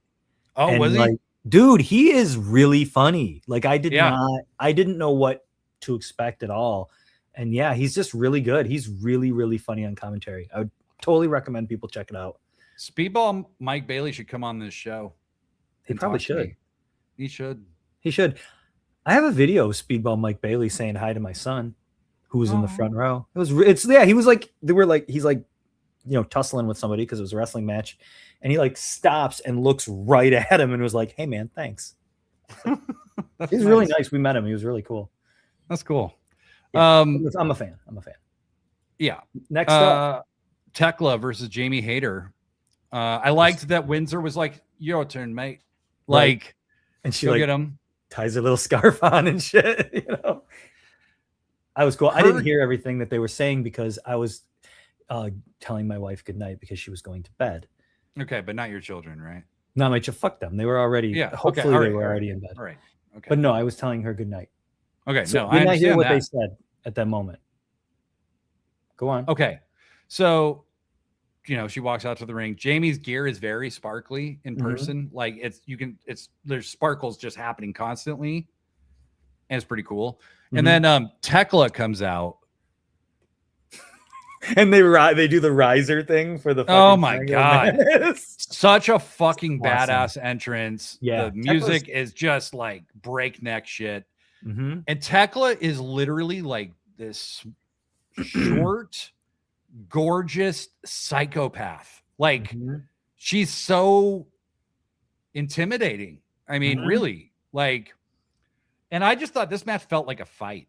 It just, I mean, these two just beat each other up. Just went at it so fucking hard. Yeah, Tekla might, I don't know. Like I have like a revolving cast of like 5 or 6 favorite wrestlers, but Tekla might be my favorite wrestler at the moment. She's just like, she is like a one-woman women's division. She's just so fucking cool. I remember when Blade used to hate on Speedball. It's not because he was nice. It's because Blade hates Canadians. Whoa. Right? Wasn't that what it was? No. It was though. I said he was pretty nice. It was though because he was Canadian, was it not? No. My co-host is Canadian. Oh, really? Who's your Where is she? Where is she right now? I was talking to her yesterday. So she was excited that I was in her country. Okay.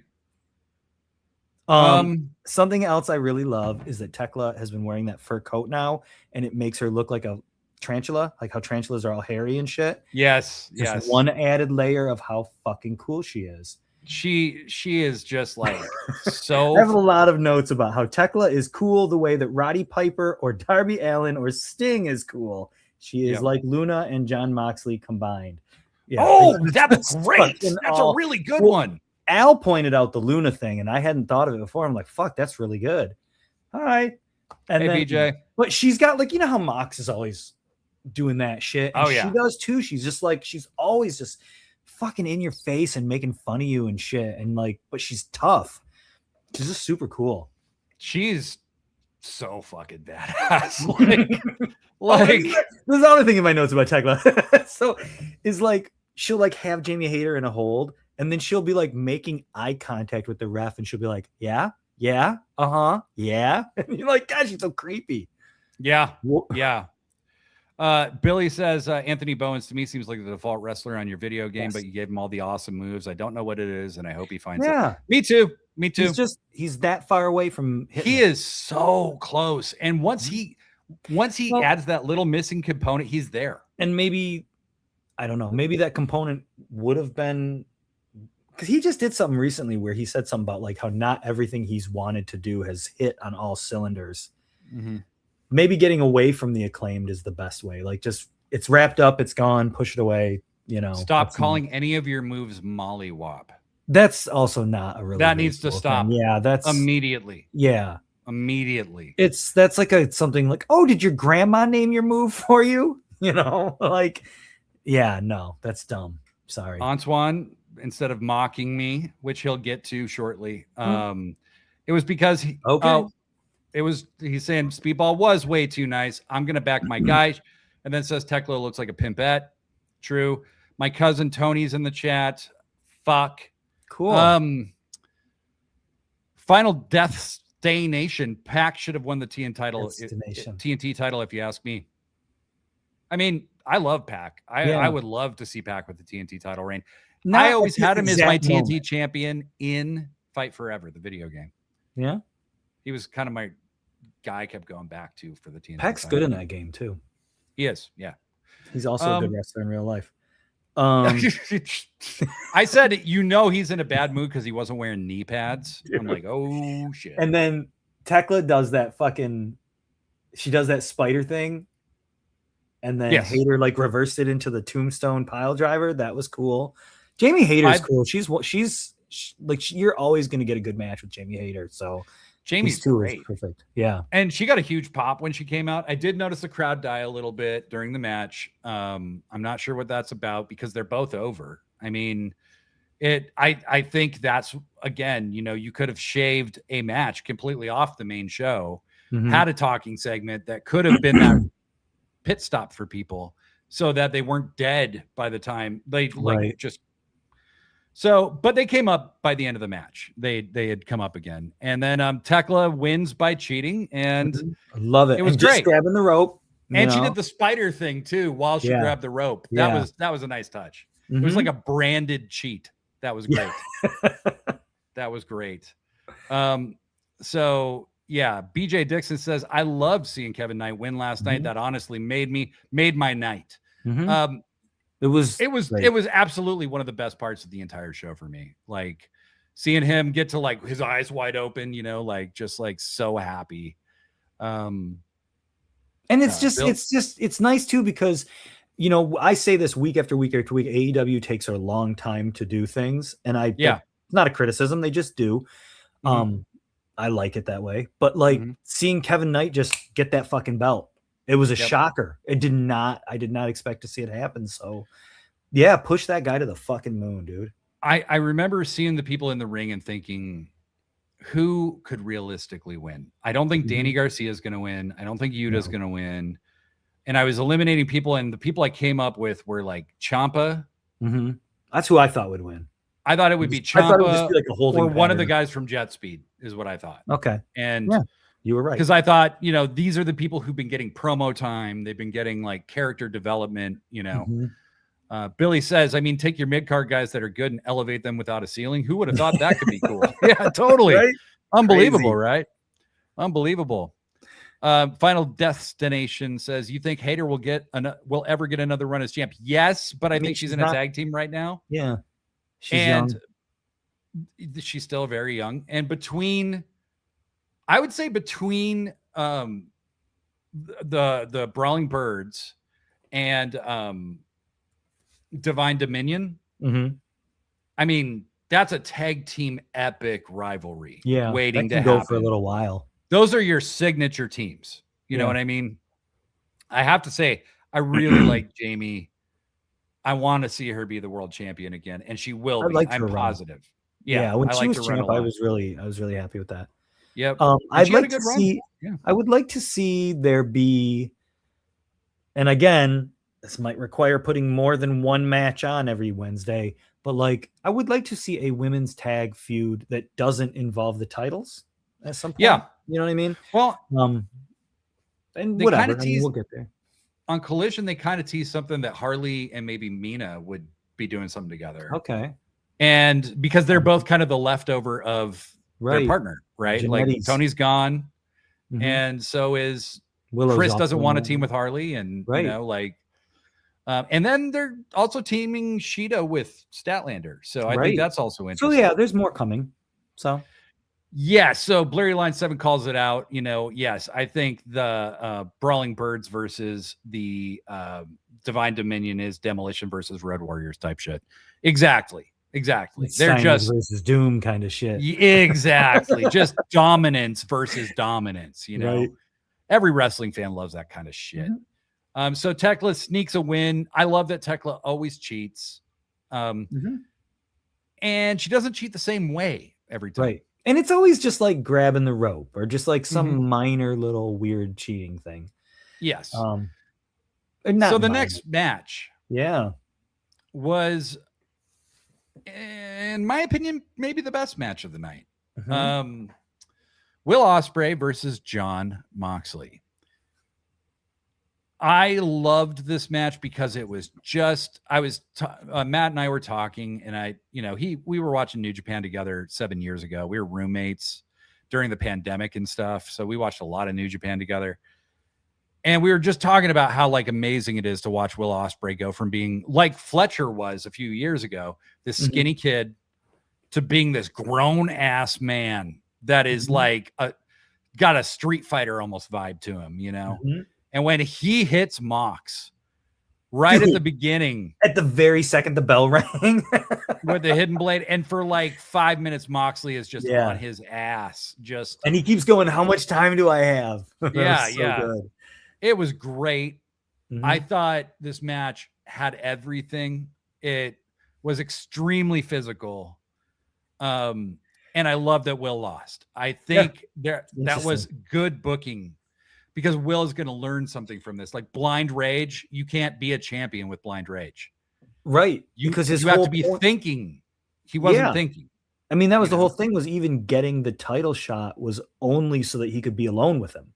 You know what I mean? So that he was guaranteed no cheating. I don't know that he even wanted the belt, but yeah, to your point, you can't just go in there with fucking 42 hidden blades and he ended up running out of steam. Yeah. I mean, that was kind of a thing. Yeah.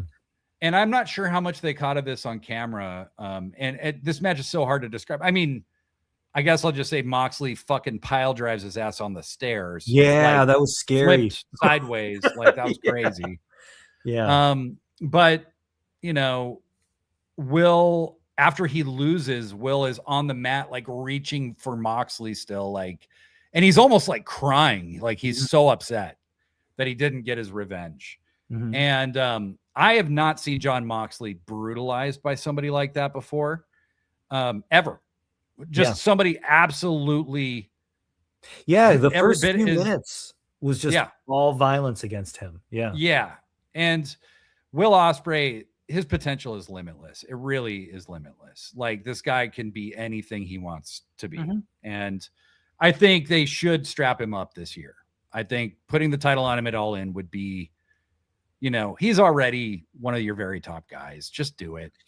Just do it. Yeah, and Ospreay is the kind of guy that AEW is not a company that just has one guy and then they only build up that one guy, but Ospreay is kind of that guy that you can do that with. Where he can be your kind of almost like your anti MJF. Like MJF's kind of like I don't want to say he's like a Flair, because that's like whatever, too easy comparison, but MJF's always going to be on top in some level, and Ospreay's kind of like that too. I don't know. Yeah. And he's got great hair, Yeah. Yeah. So Larry line, the last time someone fucked up Mox like that, he was called Dean Ambrose. Right? Yeah, exactly. Yeah. No, it was, and Matt and I were talking about that as well, is like, it's so crazy to look at Mox now and try to think of the Shield.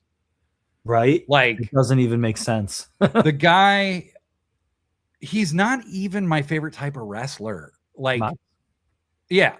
And it's not a dig at him either. It's just a style thing. It's like the Kenny, style, I'm more into the Kenny, Will, Ibushi, super athlete guy, right? But Mox, and everything he says feels real. He never seems like a guy who's acting. And that dude is so fucking badass. Like, when he walks out through the crowd, again, he walked right past me. I have video of him walking past us. He is going to go down when all is said and done. I was talking about Tekla having that aura and that energy. And I'm the same way. Like, Mox is not my favorite.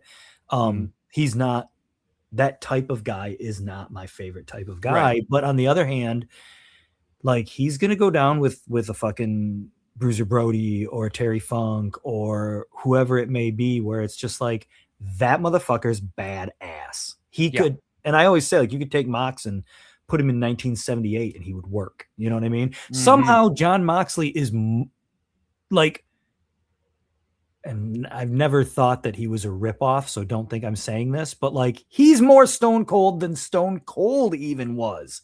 Like, yeah, no, like, I mean, he's so fucking badass. Yeah, you know? character-wise, Mox projects a lot of Stone Cold. I think the actual Stone Cold of AEW is Swerve, personally. Like the guy is so badass that you cheer for him. Yeah, but I'm just even saying, though you're like, not supposed to. Is somehow like more the guy that you like. He's more than that guy was. Like it's like the carbon copy is a million times better than the original.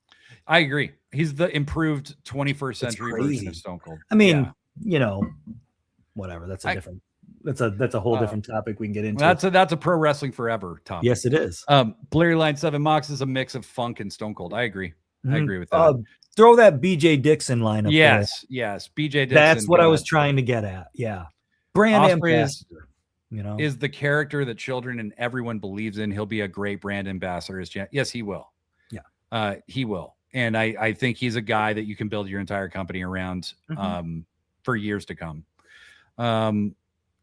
Yeah, Fuck Your Mama 2 times says Mox is a more serious version of Stone Cold. Stone Cold joked a lot. That's what got him over. But Agreed. What's funny is Mox is funny as hell, though. I mean, he is a naturally really funny guy, too. Like, and he can do comedy super well when those moments present themselves. Yeah.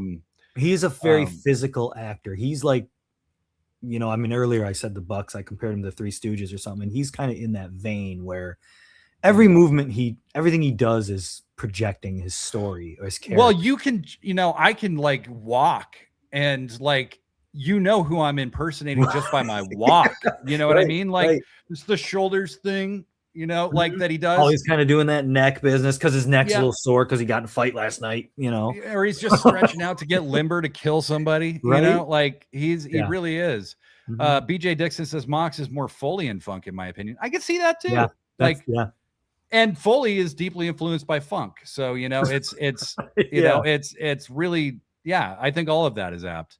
Billy says, I like that they're starting to lean towards some established tag teams in the women's division. For a while, it seemed like singles paired with singles. Agreed. Yeah. And I think that Brawling Birds and Divine Dominion are kind of the first teams that are just, that's what they are. Because it establishes it as a real division, not just, like two people thrown together. And the inspiration will eventually come back. I'm not sure where the hell they are. They were on. I just saw them. What they are They were on like Collision, I think, and they got killed by like local talent or something. Yeah, like that was cool. They got killed by. Who was it? Was it IN? Was it the Brawling Birds? Yeah, maybe I'm thinking of something else. Then I'm not sure. I know that they're also the tag team champions in TJPW. I think. Yeah, maybe I'm thinking of something weird. Yeah. With so many talented ladies, it would make sense for some of them to pair up and become legendary tag teams. They have a sack full of talent. Agreed, Billy. Fuck Your Mama 2 times. Fuck You, Mox's American Onita. Yeah, especially now. Right. He's more Onita than Onita, like at this point. Or minus the politician. Yeah, agreed. And the Yakuza tie-in. Agreed. Right. Yeah. I mean, to that point about the women's tag division too. I mean, I find myself just like, I don't miss a women's match. Like, I think their division is so deep. It's so rich. And because there's only one every week. I love the women's division. I do too. So then your pisser is, and we saw them setting up like a set, right? Like a couch and like all this stuff. And I'm like, what the fuck are they doing? And how do you feel about this entrance? Did you like the sitcom vibe? It was great because you're introducing Kyle O'Reilly coming back. And he did the Kramer entrance and everything. Yeah. Like, I don't know. I'm fine with it. It's funny. It made me laugh. I loved it. I think it works. Like, I think you could probably do it every week if you wanted. It would be fine. They got the belts, so you should. I also liked when O'Reilly was like, "Did somebody say conglomeration?" And they're like, "No, nobody did." Kyle O'Reilly like shouldn't be funny. Like he seems like it's like he should be like a dork, and I should be like, "Oh, I don't like this guy," but he's just fucking. He's so enjoyable, dude. He's a hammy Canadian cornball, like, of the highest order, and he's so funny. He's so charming, and so. Oh, I did forget to mention this is during the Ospreay Mox match is when the heckling guy got out of control. So this dude is fucked up, right? And the whole time he's going, Ospreay, but nobody else is doing it. Okay. And then he's in the front. So, where in arenas where the seats start to elevate, like in the bowl area, he's in the front row of the bowl area. He's like 4 rows in front of me. And he's hitting the mic. He's hitting this barrier that's in front of him. And he's pissing everybody off. Everybody's getting sick of this guy. And he is totally out of control. He's like, you guys don't understand. Well, Ospreay's my favorite wrestler. And then he did the same thing during the main event. Like the first half of the main event is just me trying not to kill this person. And the security would not throw this guy out. Like I've seen people get thrown out for so much less than this. Yeah. What you do with that person is you. Yeah, I mean, that's when you like eat something really nasty and just walk over to that person and just fucking totally fart in their general vicinity because like, fuck them. I mean, everybody else is going to have to deal with that too. I was like, is he like somebody's kid or is he like a rich kid or something? Cause he's like what's his name? Like some Nepo baby or something. Who's that? I did it again with the camera.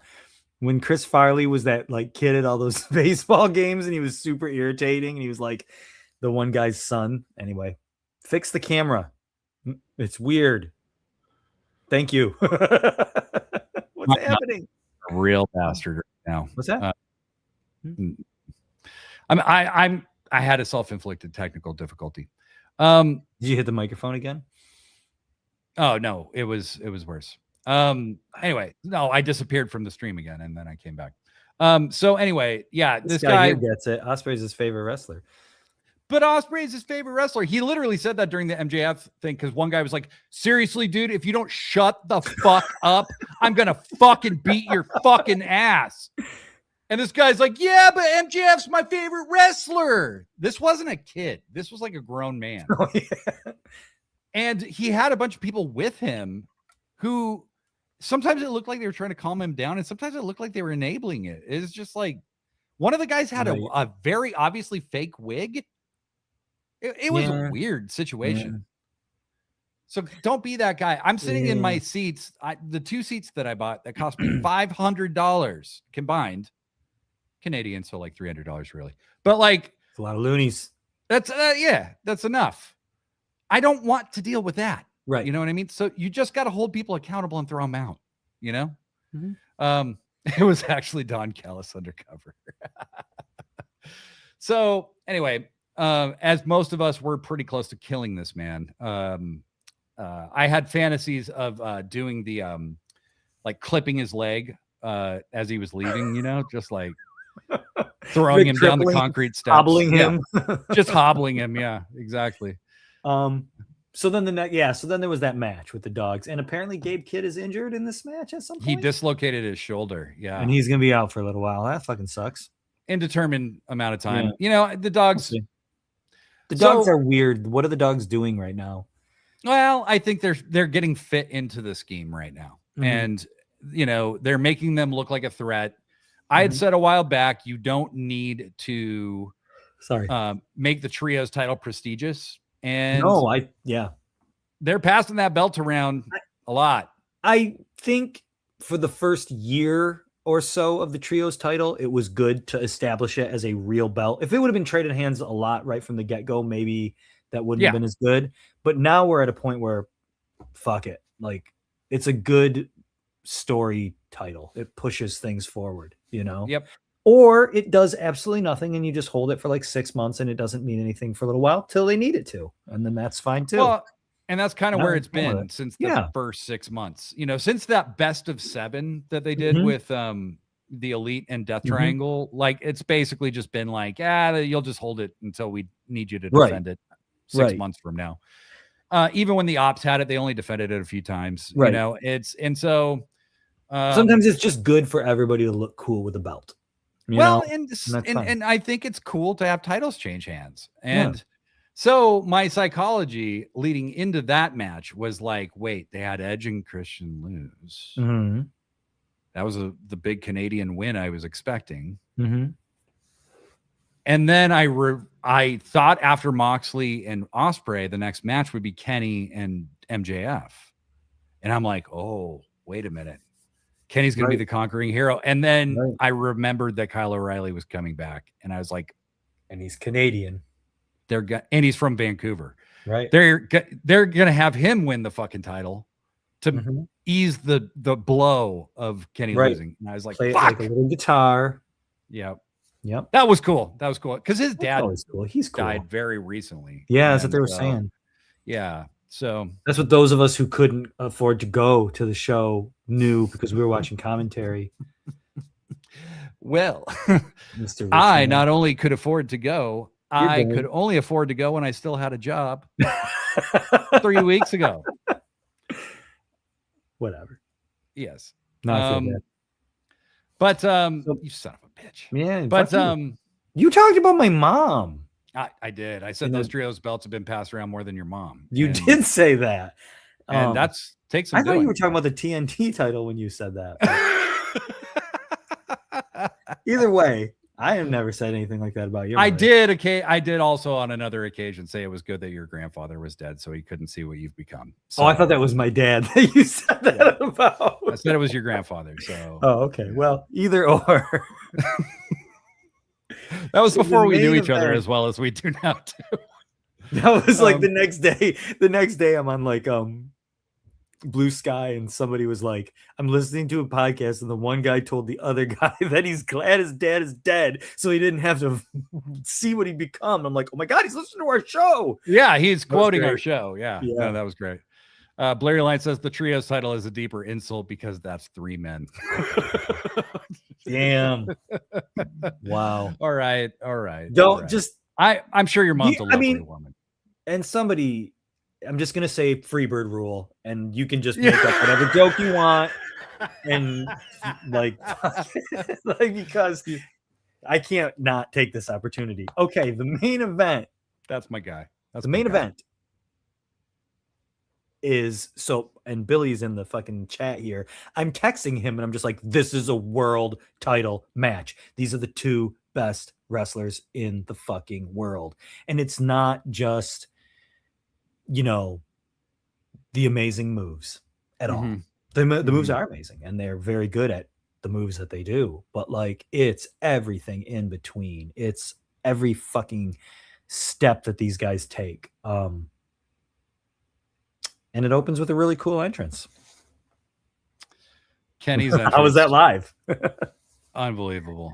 It's like we paid for the fucking Cody Vader. We're using it as much as we can. Yeah. And I mean, they did such a great job of making Kenny just look larger than life with that entrance. And MJF as well. Like he had a great entrance. And it wasn't even like Kenny's entrance wasn't that astonishingly different than anything else he's ever done. No, but he just, I mean, there was just a lot of fucking, just felt big. And they just projected a ton of aura, And so MJF comes out. They changed the lighting during the main event. They bathe the whole fucking arena. It's like blue with Kenny and and whatever fucking his music. Well, and so they have this down to like a thing now. They started this last year at Double or Nothing with Ospreay versus Hangman. Is when they like say this is to determine the number 1 contender, and when they say for the World Heavyweight Championship, these spotlights drop, and like these lights come down. They light the whole match differently than any other match on the show, and I think they got to stick with this because it just makes everything feel so much bigger. Bigger stakes, Yeah. And I kept telling myself MJF is probably going to win. Don't do this to yourself. Don't do this to yourself. Man, I did it to myself. When Kenny, he hit the fucking ultra crazy fucking one-winged angel. Oh, I thought somebody was going to die. There were a few parts when they were teasing that earlier, and I'm like, please don't do this. Like, this is a really bad decision for both of you. Yeah. And then they fucking did it. And I was like, yeah, I kind of thought it for a second. I'm like, well, maybe, you know. I saw somebody say, because there was the spot where Kenny hits the normal one winged angel, and he gets like a 12 count before a ref starts even counting. Right. And then MJF kicks out. And they're like, I can't believe they let MJF kick out of the one winged angel. It's like, guys, he had a 42 count, man. He had like a 40, 50 count. By then, the crowd was, what is it? What do they just call it? The visual pin or whatever? Yeah. Yeah. So they made Kenny look so strong, and that he had MJF beat multiple times before. But MJF did so many little things in this match well. So he takes that huge fucking one-winged angel, the avalanche, one-winged angel off the ropes. And right as Kenny's like too hurt to like try and pin him, and then he goes to like pin him, and MJF very slowly just rolls out of the ring. Yeah, yeah. It's stuff like that. Because as a fan, you're like, no, you're like trying to reel him in, like it's that's when you're invested. And you're really invested. I never thought Kenny was gonna win until there was like that point, like with that move. I'm like, well, maybe. But then once he rolled out, then it was like, okay. Yeah, like, that was his chance. If he was going to do it, that was yeah. I liked that at the beginning of the match, referee takes the ring from MJF. Like, I know it's in your tights. Get it out of your fucking tights. Give it to me. Nice little touch that, of course, came back later on. Well, and there had been so many things with the ring, with Kenny taking the ring off of him and using it on Dynamite. So the finish, I'm not sure. Like in the moment, I didn't love it. Okay, because I was pissed. I wanted Kenny to win. Well, and they've got so much abrupt finish. You know what I mean? Like, it felt a little abrupt because both of them had kicked out of so much crazy shit. MJF does that a lot, and it pisses you off, and that's what's kind of cool about him, And he manages to punch Kenny in the stomach with his ring. How's your stomach feel? How's your stomach feel? Is her stomach hurt? Oh, it's so fucking mean. And then he tombstones him through a table, throws him in, hits the heat seeker, pile driver, and pins him. And I have to say, Max is not a kid anymore. He is a grown-ass man in his prime. He's a great world champion. Like, this is a much better title reign than his first one, in my opinion. I think the Bryan Danielson match was the highlight of his first reign, and that was really early in his first title reign. And then it was kind of a year of just like a little unevenness, But man, he knows how to be a world champion now. Absolutely, And and feeding him people like Kenny and Hangman. I mean, that's how you make somebody a legendary champion. Throw up this quote from Billy here about how it feels like an abrupt finish. So maybe, but I'm thinking more along the lines of like you're watching Ric Flair wrestle Kerry Von Erich for 20 minutes, 30 minutes, and then he pins him with a roll up. And you're like, what? Like that kind of, I mean, and it's not that kind of finish, but I dig that. Like MJF always kind of he just gets the finish like that. You know what I mean? Like, and he just fucks you in a way that you're like, God, you fucking asshole, you little dick. But that's the beauty of MJF. Yeah. Go on. I also thought there was some poetry in Kenny hitting the V trigger on the ref again. Because remember, he hit the ref. Aubrey with the V trigger during the first match with Swerve. And he lost that match. It's been a little bit. It was on Dynamite. Oh, yeah. Swerve pulled her into it. That's what I was thinking. I'm like, the same thing. I'm like, this is not the first time we've seen somebody hit the ref, and I couldn't think of when the other time was. Where they pulled the ref in the way, and that's what it was. Okay. Blurry Line says, Bandito, Brody, Hangman, and Kenny. This is already way better than his 400-day reign. Completely agree. It's like there's purpose to it this time, last time it wasn't, we weren't sure, and it was still in the wake of bad things, I think that had more to do with it than anything was that Tony was kind of scrambling, Punk being out for as long as he was going to be out, the Elite being gone for a while, everything was thrown into chaos. Everything was a flux. So he just kind of, he is like that ambassador now as well, just on the heel side of things. Final destination said so Darby is losing on Wednesday night. I don't think it's that evident that Darby's losing. I think there is a very good chance Darby wins and loses it back at Double or Nothing. Yeah, I mean, I'm kind of leaning towards MJF winning, but I can't rule it out. I just can't rule it out. I think certainly Darby makes sense if Darby won. Darby's, like you said, he's not a 6-month world champion, type guy. He always says, like, I'm here to defend the belt a lot. Right. Like, I don't care about a long title reign. I just want to have a great title reign. That's what he always has done with the TNT title. It's like they, and him and Orange kind of have that same story where they're breaking down and they're getting more injured every match. Yeah. And, you know, well, I wish they would do that with all the champions. Is like, you'd get bored defending a belt. Yeah, but defending a belt, I wish they would talk about the toll it takes on you to continue defending the belt. Agree. Well, and that was a cool thing with Orange, because it's like he's like a whatever goofy guy or comedy guy or whatever, but he wrestled every single week, and it was like you couldn't keep him. If you didn't respect Orange Cassidy after that, then maybe just don't watch wrestling.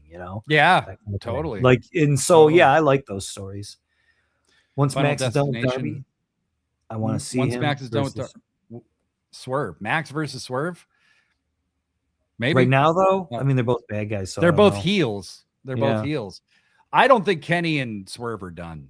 I just don't. I get a feeling they're not done. Yeah, I could see that. Yeah, and I also think Swerve has to introduce the embassy, whoever that's going to be, because Nana's running around with the embassy towel. Yeah.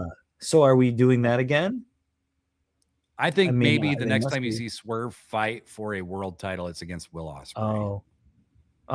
Yeah. I've thought of that too. Yeah. That makes sense.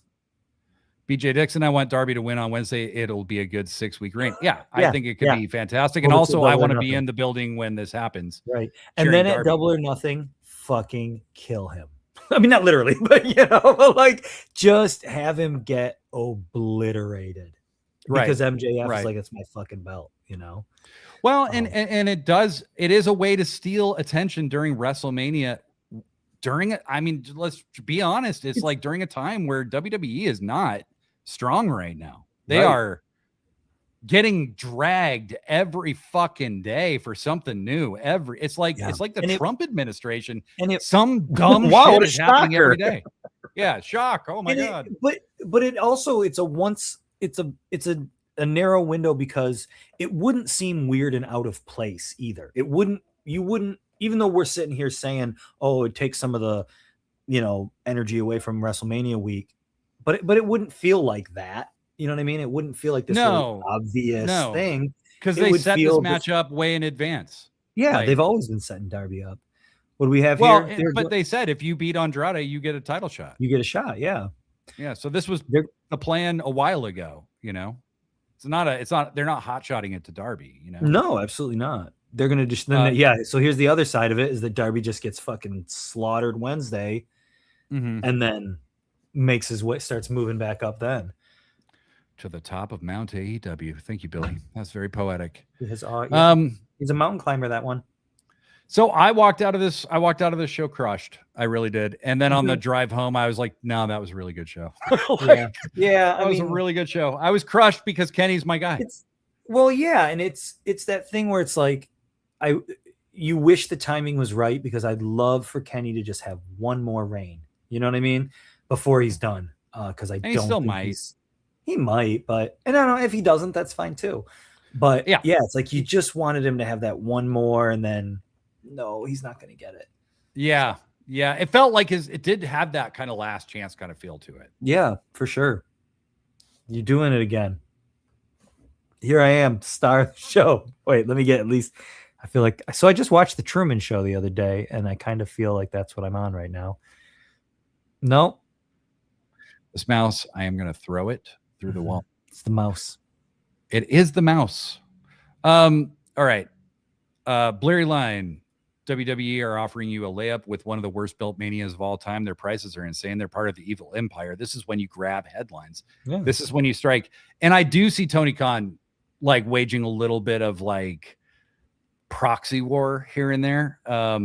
Lena Cross was about to be signed by TNA, and it had just come out in Fightful, and they had also announced that TNA was going to get a show right around that time. And then Tony's like, hey, can you be at Dynamite this like Wednesday? And then she did a job to Chris Statlander, and then she disappeared, never signed with TNA, and now she's in AEW. Right. He's been doing this. He signed the Rascals away right before their show started. Yeah. Well, I mean, it's kind of easy to do when people are like leaving TNA in droves. It's like they can't keep anybody. Yeah, and Blurry Line, I think, makes a fair point. I do think that this was a good show, but it was a B pay-per-view from a storyline perspective. I agree. There wasn't a lot of build to several of the matches, which is okay. It was a blast to be in the building for it. I bought it already. I'm going to watch the whole thing later. But I don't regret buying it or anything. It's a pay-per-view to help you get to the next pay-per-view, kind of, and that's the sad truth is that sometimes that's what they are. Yeah. And it stinks that you have to pay money for that. But I mean, the nice side of it is like, I thought it was a great pay-per-view. Every single match was good, but yeah, I mean, he's not wrong. I don't disagree. My simp in the chat. Thank you. Degree on both screens is a fucking jump scare every time, and I'm a hardcore horror fan. Well, everybody, we are over 2 hours now, and I have to say this has been an absolute blast. I'm going to post this show unedited for the first time ever. I'm going to post it just as it was, including me leaving the fucking studio several times. And so the audio will drop tomorrow. Please don't forget that in 2 weeks, we are debuting our new podcast. It's called, I should say, Pro Wrestling Forever. And it's going to look. Yeah. And you can already follow us on like various social media platforms, even though I'm not really doing a whole lot with those, but you can. We're there. Yes, we're there. Now you can't get this fucking screen up? I can't get this thing to fucking load now. Jesus fucking Christ. I'm going to blame the mouse again. How do you like that new logo? It's great. You like that Yokozuna logo? That's really cool. Or that generic sumo wrestler Yokozuna. Well, Yokozuna is a samurai term, or not a samurai, sumo term. Yes, and that's what I said. That's just generically what we mean when we say Yokozuna. Sumo man. Yeah. Sumo Man. That's what we'll call him. Sumo Man. Yeah. Yes. That's his name, Sumo Man. But this will drop tomorrow. So so you can find us on Instagram and Threads as Pro Wrestling Forever Pod.com. You can find us, or not .com, Pro Wrestling Forever Pod. Also, that's our YouTube channel is Pro Wrestling Forever Pod. Please subscribe to that channel. We'll be streaming over there when the podcast starts. This episode is going to drop in the Pro Wrestling Forever feed that is not yet active. I'm doing that so it will be active. And that'll get us set up before our actual debut episode. And 2 weeks from this day. Yeah. What's that? You can subscribe. Yeah, subscribe. Right to that channel. Subscribe, thumbs up the video, leave us a comment. Smash that like button. Smash the like button. Give us a little dingy ding in the notifications so that you can find out each and every time we have a new stream coming out. But until next time, I'm Blade Daly. Yeah, and I'm Professor Degree. Pro Wrestling Forever. Bye, everybody. You stay here, Degree.